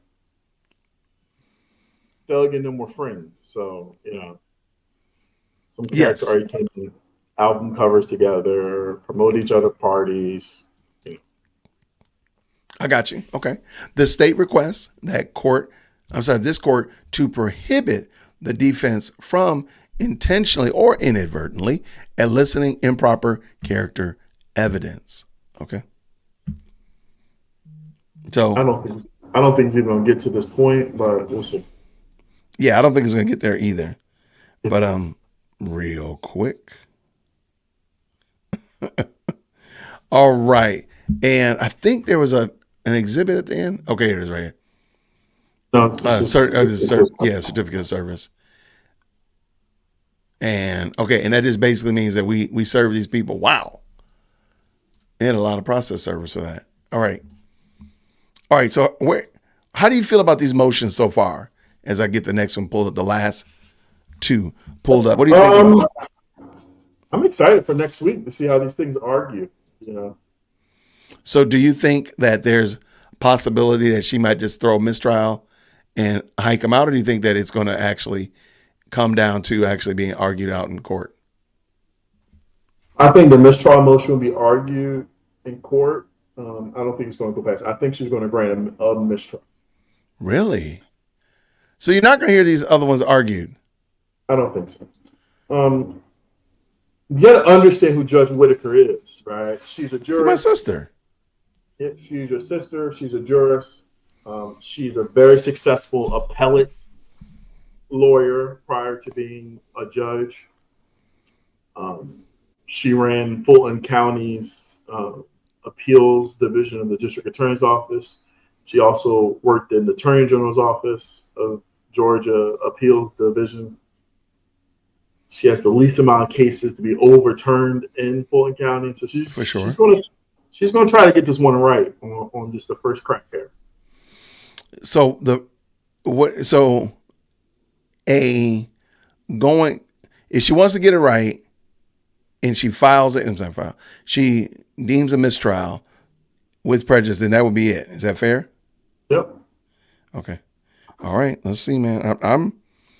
I think she has to take this week to get up to date on what's going on with this court. I think she purposely took this week of just nothing to really get an understanding of what's going on. And I think she's going to come back, hear these motions, and say, you know what, you're right. I got you. Okay.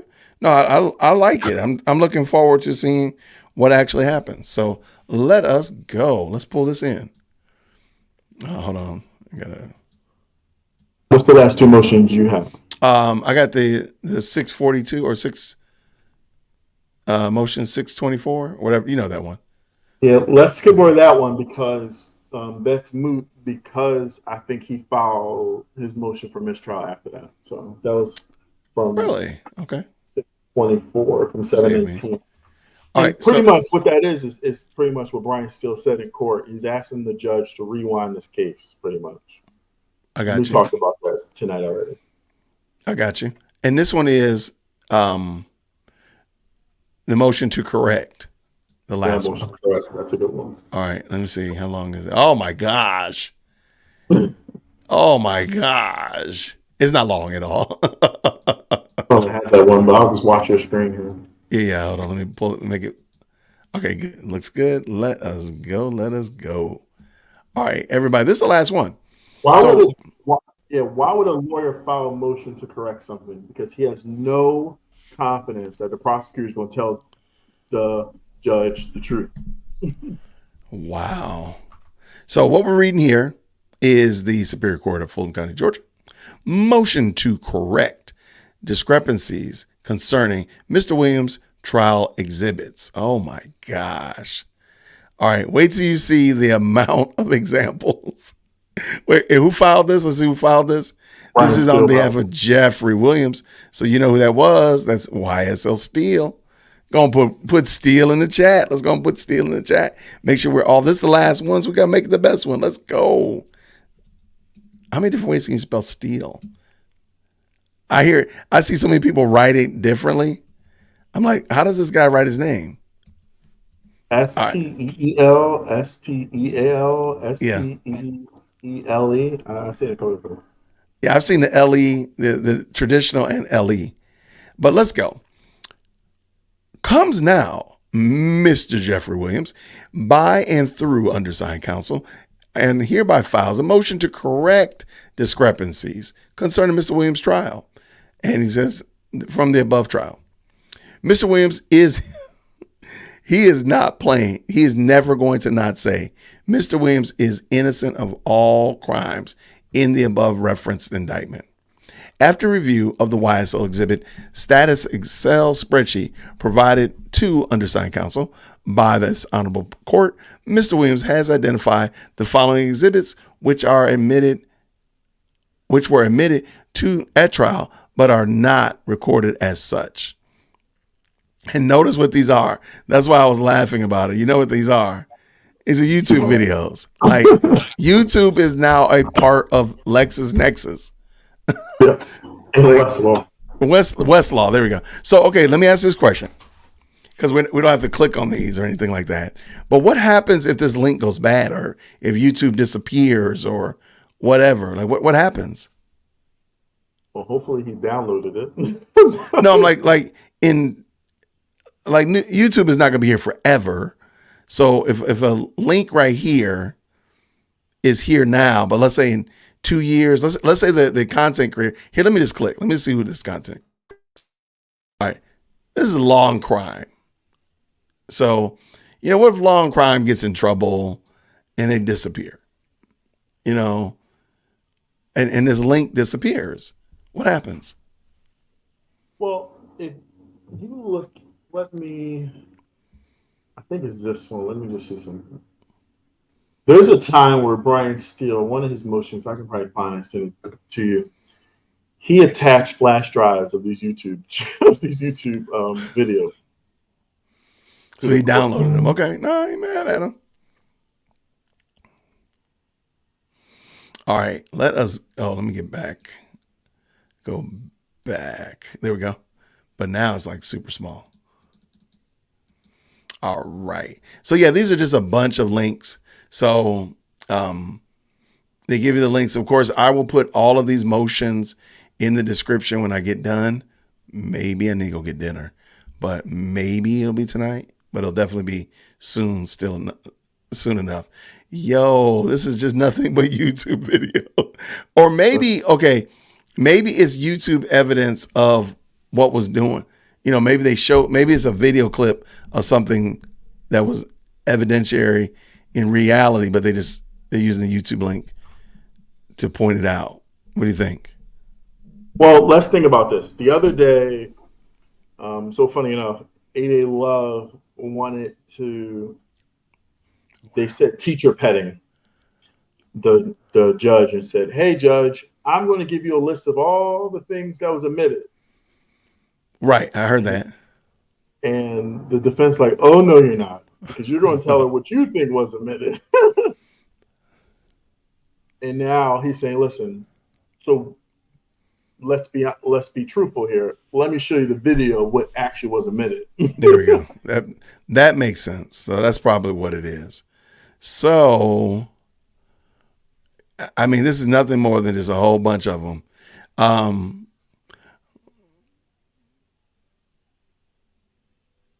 This is interesting. Moreover, the following exhibits were not admitted at trial. However, the honorable court reporter has marked same as being admitted on the YSL exhibit status Excel spreadsheet. Okay. So apparently if they say they're going to submit it, but they don't actually use it, is that what it is? I'm interested. Can you click one? Let's click on this one. Let's see. Actually talking. 2 hours and 1 minute. 2 hours and 1 minute. Right there. It may be under number 9. Yes. Never seen that before? Yes. And there are 2 gentlemen in that picture. Is that fair to say? Yes. Do you recognize both of those gentlemen? I don't see one. And Me too. is that picture depicted in somebody's number behind him. 10 of Mr. Williams fair and accurate depiction of both of those people? Yes. Okay. Your Honor, I move for the admission of number 10. Yeah, Yes, ma'am. You have any further objection to defense 10? I'd ask to be allowed to voir dire as to 10 before the admission. All right.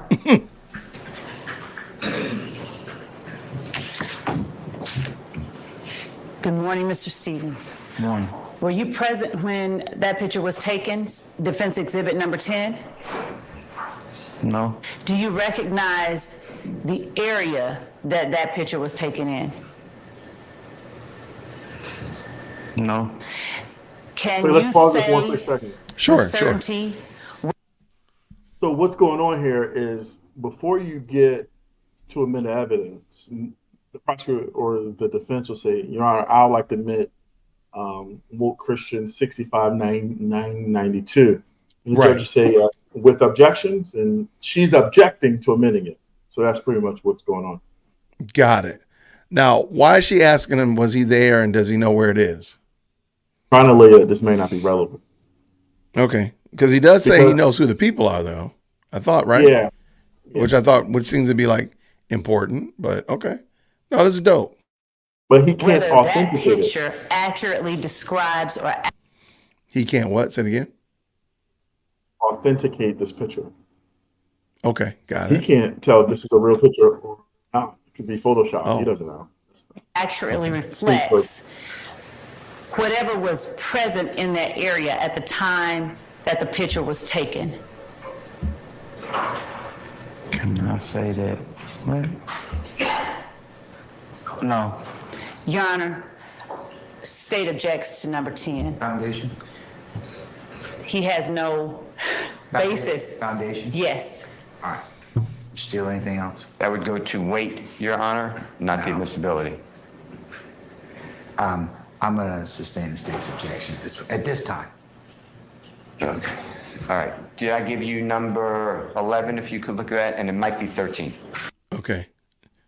So Brian still wants this in, so he's gonna still bring it in? He's going to try. No. What he's saying is that, listen, well, Brian still is being very honorable here and saying, listen, something that I tried to admit, it wasn't admitted. Here it is. Oh, okay. So he wants it removed. No, he's just being candor with the court, letting the judge know this is something that they marked as admitted, but it's Got not it. admitted. Right. And That's what I'm it's saying. my stuff. Got you. So he wants that removed because it wasn't actually admitted, but they did Exactly. mark it as admitted. So he wants it removed off the list. They marked it as admitted. Got it. Okay. All right. Hats off to you, Mr. Still. All right. Let's see. Let's get done with this. All right. I believe, it's just a ton of clips and links.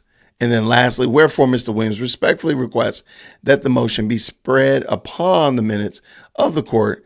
And if needed, Mr. Williams stands ready for a hearing on the same. Oh my gosh, another hearing. Wow. All right.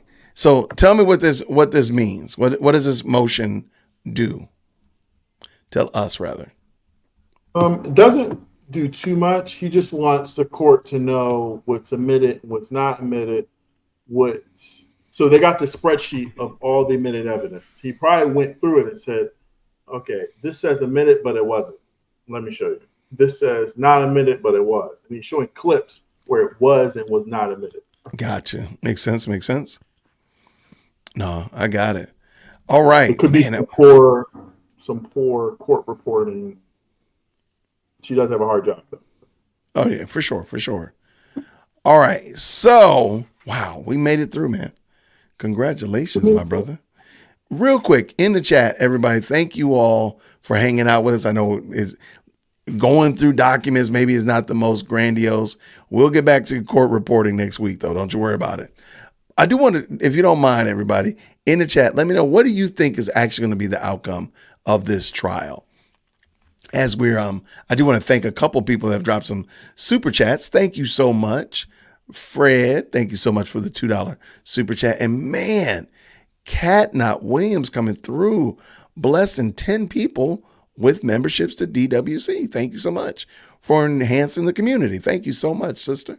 And then Measured Men some time ago said, hey fam, it's been a minute. Life has been lifing.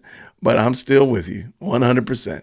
Thank you so much, brother. Good to see you, Measured Men. Thank you so much for stopping by on tonight. If you're still in the chat, thank you so much. What do you think is going to be the outcome of this trial? I see Kristen says, I'm here for the chat and a mistrial. I love it. I love it. Many blessings. No, mistrial. Wait, so you're saying, so Shadiggy says no mistrial at all. Okay. I got you. What else? Anybody else? What do you think is going to actually happen to this trial? Yeah, Fonny's doing the whole building thing. It's normal. I got you. What does Corey say? Corey says, thank you so much for saying you guys rock. I appreciate it. My cohort over here is definitely helping us make sense of this. A mistrial with prejudice, says Ron Barnes. Thank you so much. I'm with Ashley. A mistrial. I got you. Who's Ashley? Where's Ashley? I might have missed. I don't see it. All right. What about you, Mr. Brother Man? You did say earlier, now after we've read through all of these, has your mind changed, Black law student? Have you had an epiphany? A light comes on. Let me turn the light on. What do you think? No, I think we're still gonna. I think it's going to be a mistrial. Is this prejudice without prejudice? I'm not really sure. There's two ways. A, there's a mistrial. Facts. B, the trial goes forward with bond. There's going to be one of these. Okay. So Shadiggy says no, mistrial. They don't want to overstep Glanville because he's the chief judge, right? What do you think? Let me tell y'all too. Chief judge means nothing in the state of Georgia. Right. It's not like federal court where it's like a chief judge and he's like the chief judge in Georgia. In Fulton County means, in Georgia, period, means nothing. It's the extra paperwork he has to do. Yeah, it's actually a rotating position. Yeah, everyone becomes a chief. Yeah, everybody. So if Black law student was a judge, the honorable judge, Black law student, the honorable judge, Dear World Christian.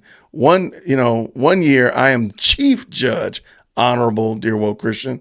The next year is chief judge, honorable Black law student. So it's really not anything more. I did think it was something like a higher position, but it's really not.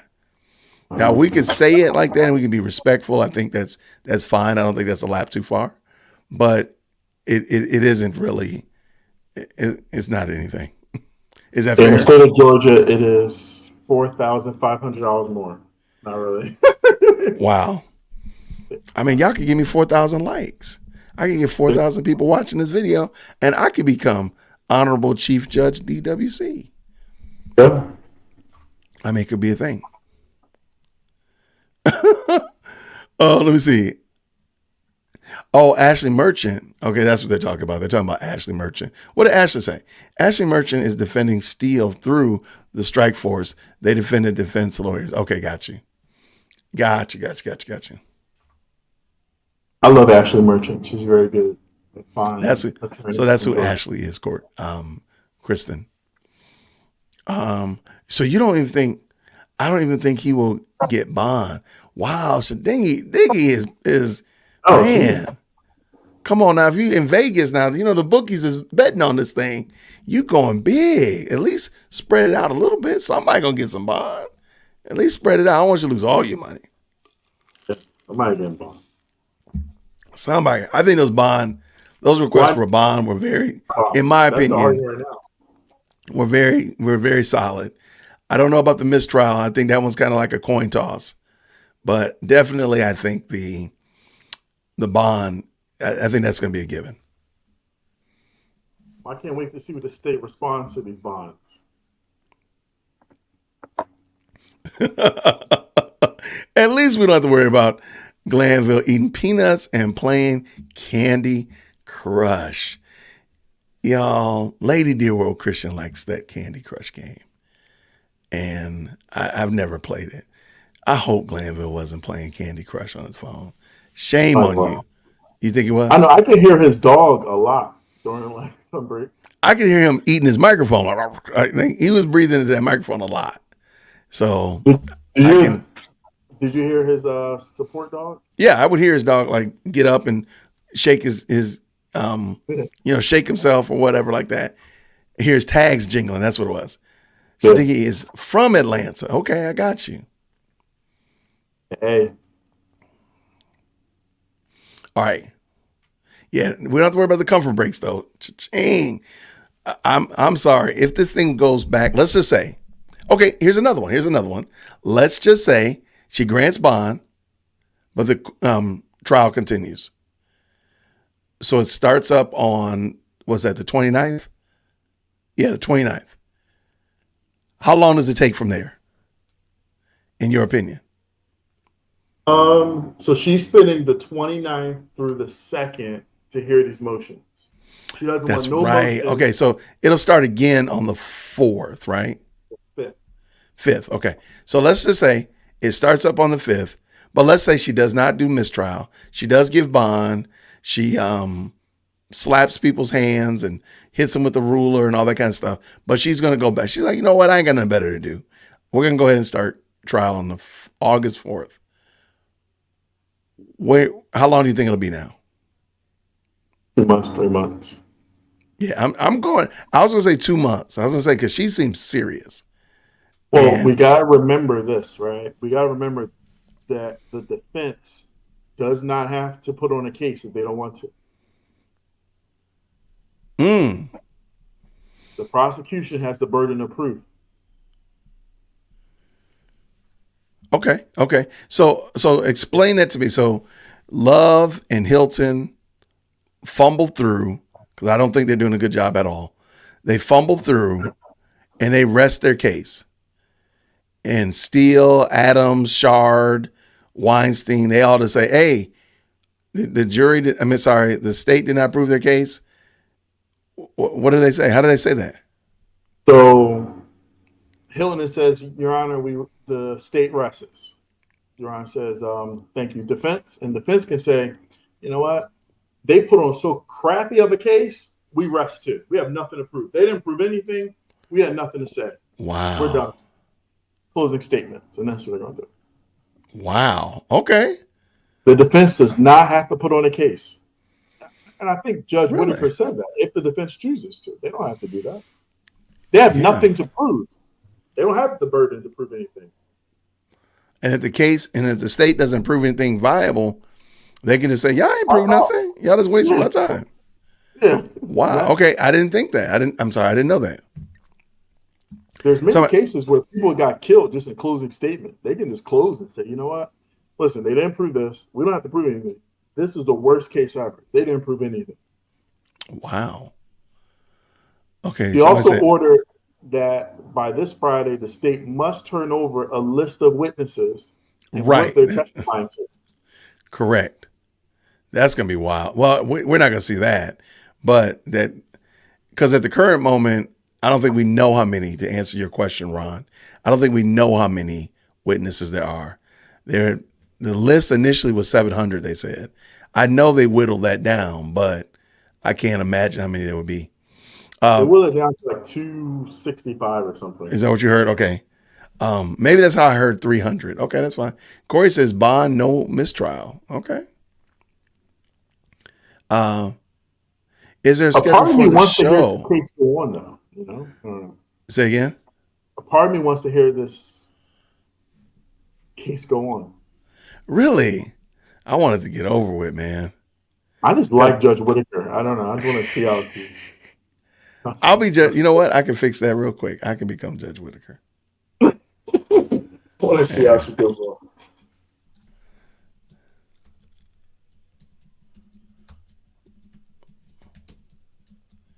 There you go.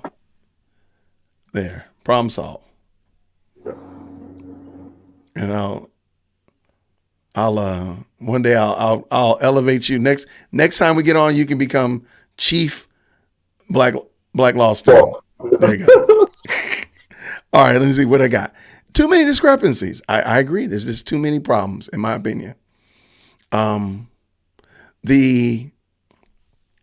don't think there's anything else that is going to be happening in the courtroom until the 4th. Do we get to hear them argue? Is that going to be on camera or not? Yep, that is on camera. Okay, so then next Monday, we'll start hearing arguments. Say again. At 8:45. Woo. All right, so I guess we're gonna be starting at 8:45. And I'll make sure that I don't think I can do a whole because she's going to 6:00. Yeah, She's gonna go to 6. I don't think I realistically can do 8:45 to 6:00. We'll do our very best. We'll do our very best. If you take the first shift and I'll take the second one. I love it. I love it. So we'll do Dear Woke and an honorable Black law student mashup, and I'll cut it off and it will jump over to your live stream or something like that. We'll figure it out. That'll be wild. What do we have here? I like to see the trial continue, but I think it will be a mistrial. Really? Okay. The only reason I want it to end is 'cause I'm thinking these gentlemen and people are paying these lawyers. And if it just goes to a mistrial, to me, that's just money that was wasted. That's all. I mean, look, we still got $4 gas, man. Come on. All right, let's see. Plenty of doubt in this case. Yeah.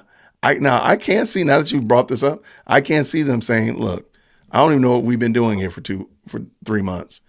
Judge, we ain't got nothing to say. Let's go to closing arguments. I can see that. That would be wild. They said it in the motion that, listen, we're winning. So we don't, They did say that. when you're winning, you don't really want a mistrial. Hey, don't mistrial with me. Don't do it. How will they erase the testimony with jury on Woody?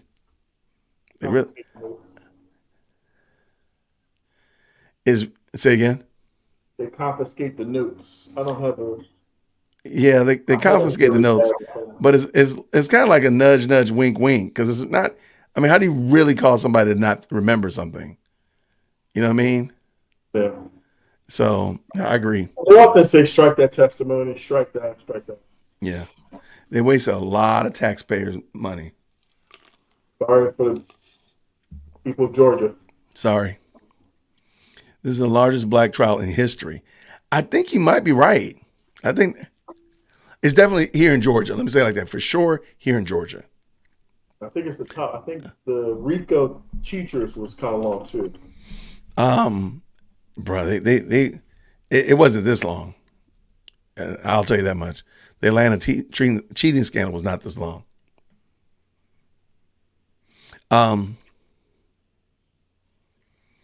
Even the new judge, discernment said, judge was like, what's going on here with all these unresolved motions? I agree. Yeah, that is going to, oh my gosh. So they are going to, yeah, I guess we're going to be back talking about it next week. No days off in the week. Let's go. I agree. This is going to be such a wild case. Yeah, it says the Young Thug case is the longest trial in Georgia history. Hold on one second. What is that? I need more command hooks. Oh, MG. I don't know if those are hooked. I don't know if those are the right ones. Maybe these are just the backs. It's fine, we dug. It is hot in here. Okay, turn the air conditioner on. How are you not burning? Because I think about the fact that I have such cool daughters. What's up, Thug? No, nobody's. What's up, thug? Get out of here. Shut the door. It's hot, Daddy. I'm just thinking about how great a daughter I have. Wonderful daughter I have. It makes me feel cool. Why? What have I done wrong? Yeah. Definitely the longest Georgia history. Did you? It actually is the longest trial in Georgia history. The longest trial in the United States was a 1987 preschool abuse case by the federal government. It was 930 days. Oh my gosh. How long is this one then? We're like 100 and something. Okay, good. Yeah. I'm sorry. We already know it was 100. It was day 100. We already knew that. Yeah. Okay, so we're not going for a record. Like we're gonna leave the record alone. 800 more days. Yeah. No, we don't. We do not need that. That's crazy. The state failed. They made a case based off of lies and hearsay. I mean, I don't disagree. RICO is a conspiracy. So daughters are my kids are great. I love them. So that's my big girl. It's a fabricated trial. I'm making a Tubi movie after it's over. The bad thing is that it probably could. I did a for the Fonnie Willis disqualification. I did a possible actors to play the role of this story. So I have to find the meme. You can pull up my Twitter. I think I put like, did I do that? Like possible people to play in this movie. Oh no, I know I did. Yeah, I did so, for Young Thug. I think I did. okay, I did it for the Fonnie Willis disqualification hearing, and it was crazy. Everyone knows Glanville's going to be Uncle Phil, but it was. Okay, hold on, let me find it real quick. Yeah, All right, where's my stuff? There we go. All right, let me find this. Okay, craziness. But yeah, man, this was a very interesting story, man. I'm glad that we were able to tackle it and hopefully get up to speed before it starts again. So everybody at least has a working knowledge of what's at stake and what's been going on. Again, I'll make sure that all those links to these are in the description when we get done, or after I get done being harassed by my kids, one or the other. All right, I'm trying to find. I made a possible I think I did too, though. movie list of possible people to play in the Fonnie Willis disqualification hearing movie by Tyler Perry. Oh, what did I do with it? Oh my gosh. I'll find it. Go to my Twitter and it's like July 10th. You'll see my movie list. Okay, let's go. All right. I don't know where mine is. All right, let's see what we got here. If I can spell Twitter. I think it's an accurate list. July 10th is when I did it. All right. Let's see what you got. You got a lot of stuff on your Twitter here, my friend. Go to July 10th. I'm scrolling here.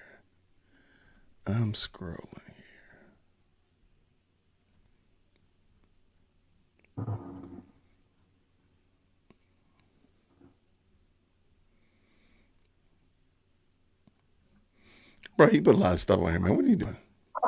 Good stuff, though. Good stuff. You just put a lot of stuff on your Twitter. I know.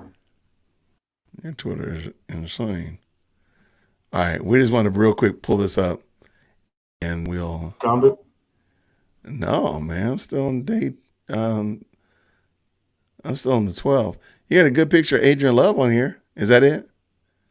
Okay. July 10th. I put I say July 10th. But did you have pictures, or is this just Yeah, it's like Uncle Phil. Oh no, this is Woody. Oh my goodness! All right, here we go. You wild, man. You're wild. This is pretty funny. All right, so Mr. Law student.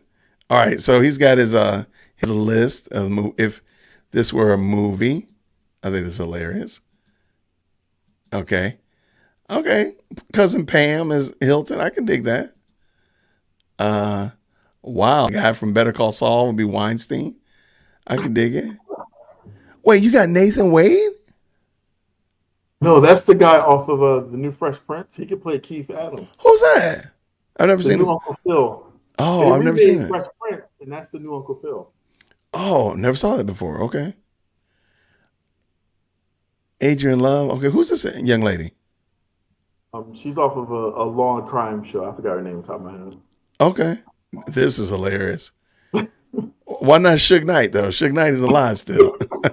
Well, Uncle Phil was a lawyer and a judge, so. That's fair. Yo, why Woody doing this to himself? Woody, stop it. Woody, stop. Was that it? Did you have others? No, I think that's it? Yeah, that's it. I had one I did the Fulton County. I guess Nathan Wade disqualified. Keith Adams. I thought it was Nathan Wade. I didn't know who that was. Nathan Ah, I was found mine. Okay. All right. So, yeah, we're wild over here today. We're having a great time. All right. So, mine was for the disqualification hearing.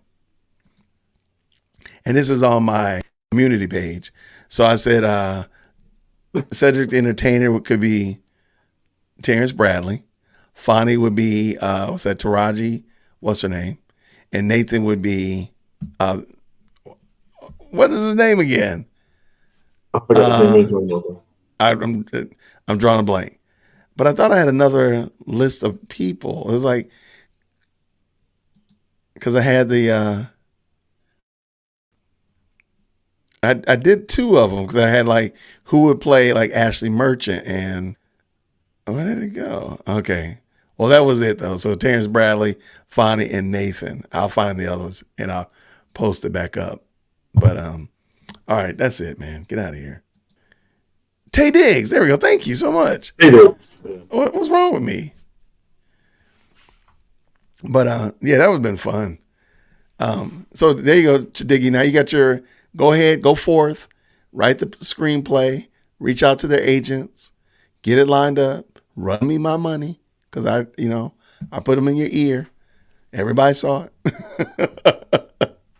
But no, that was fun, man. That was a lot of stuff. There's a lot of stuff involved in this, man. Because please keep in mind, we got still whatever's going on with this election. I will be doing. Who could play Brian Steele? I just couldn't figure it out.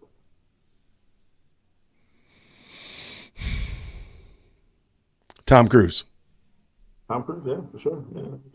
Didn't he play like a gray-haired guy in that movie with Jamie Foxx? Oh yeah, he did. I forgot. You know what I'm talking about. Collateral, I think it's called. Yeah. And it was something about a lawyer or something. Yeah. And Tom Cruise can play Brian Steele. But yeah, man, thank you so much, Black Law Student. I really appreciate you, man, coming on. Not only toughing through this, man, there's a lot of build up to get here. So I appreciate you, man, coming through, helping out, adding your insight and wisdom and such of that nature. But do you have any other projects you're working on your own or anything like that? No, we're trying to see what's up with our democracy here in the United States. Tomorrow, the president will be speaking. That is true. I will be doing a watch party for that as well. So actually, I'm gonna get some good sleep so I can be ready tomorrow because it's gonna be a long night. That one's gonna be wild. So say again. They'll probably just be starting around this time. Actually, I think he's 9:00. yeah. Yeah. Hopefully there will be no buildup. Just like my fellow Americans. Let's go. So yeah, I'm definitely looking forward to hearing that. So yeah, I will be doing a watch party tomorrow, just in case anybody would like to come by and check it out. We will be watching the president's speech or whoever's going to speak on behalf of the president tomorrow, and we'll probably do an after party as well. So just go ahead and get some sleep beforehand, take a nap, and be ready because I'm pretty sure it's going to be a long night because I think there's going to be so much. There's going to be so much to talk about for that. We are in such uncharted waters. I have no idea where we are. But maybe we should go to Chicago and just go to the Democrat convention, just do live interviews. Bruh. The bad thing is, I'm originally from Chicago. So I just don't want to go. I just don't want to go. That's not my jam anymore. So I'm allergic to the Mason-Dixie line. I like to stay away from it. So I will stay right here and just do what I'm doing.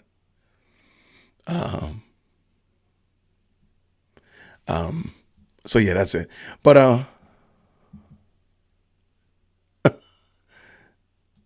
she said Trump is going to drive over to 901 and get the look. There you go. There you go. It's going to be wild. He'll probably get a if he does get convicted, which he probably will not. Yeah, I don't He think probably would get a presidential pardon. I can see that. I would hate for it to go to a try and go. I don't think it should go any further. I'm team mistrial with prejudice, but if it does, I just can't see a jury at this current moment, what's been shared, unless they really got their ducks in a row and got their stuff together for these last couple of weeks. I can't see them, him being tried. I mean, being found guilty, them being found guilty based upon what we see right now. And just to add that, I think that's going to be a problem with mistrial too, is that even if this case continues, they'll win on appeal. Yeah. So, like, why do this? But it's dope, man. It's going to be good stuff. All right, Black Law student, get out of here. Go to bed. All right, man. I'm trying. Everybody, thank y'all so much again for rocking out with us. We appreciate you all. Thank you so much for the wonderful comments. Thank you for the fantastic super chats and supporting this channel. It means a lot to me, and it encourages Black Law Student to continue to do what he's doing, being a voice of legal reason out here in these streets. Really appreciate you, man, sharing all your insight, man. That means a lot. So let's do this again tomorrow. Everybody get you some rest. Get ready tomorrow. Do some push-ups. Eat a good hearty breakfast, because we're going to be up late tomorrow night. I can tell you already. Because it starts at 8 o'clock or 9? 8 o'clock. I just looked it up. 8 o'clock. Okay, 8 o'clock. Oh, that's not terrible. Okay. But let's get out of here, everybody. Have a fantastic night. I'll see you real soon. Grace and peace, everybody.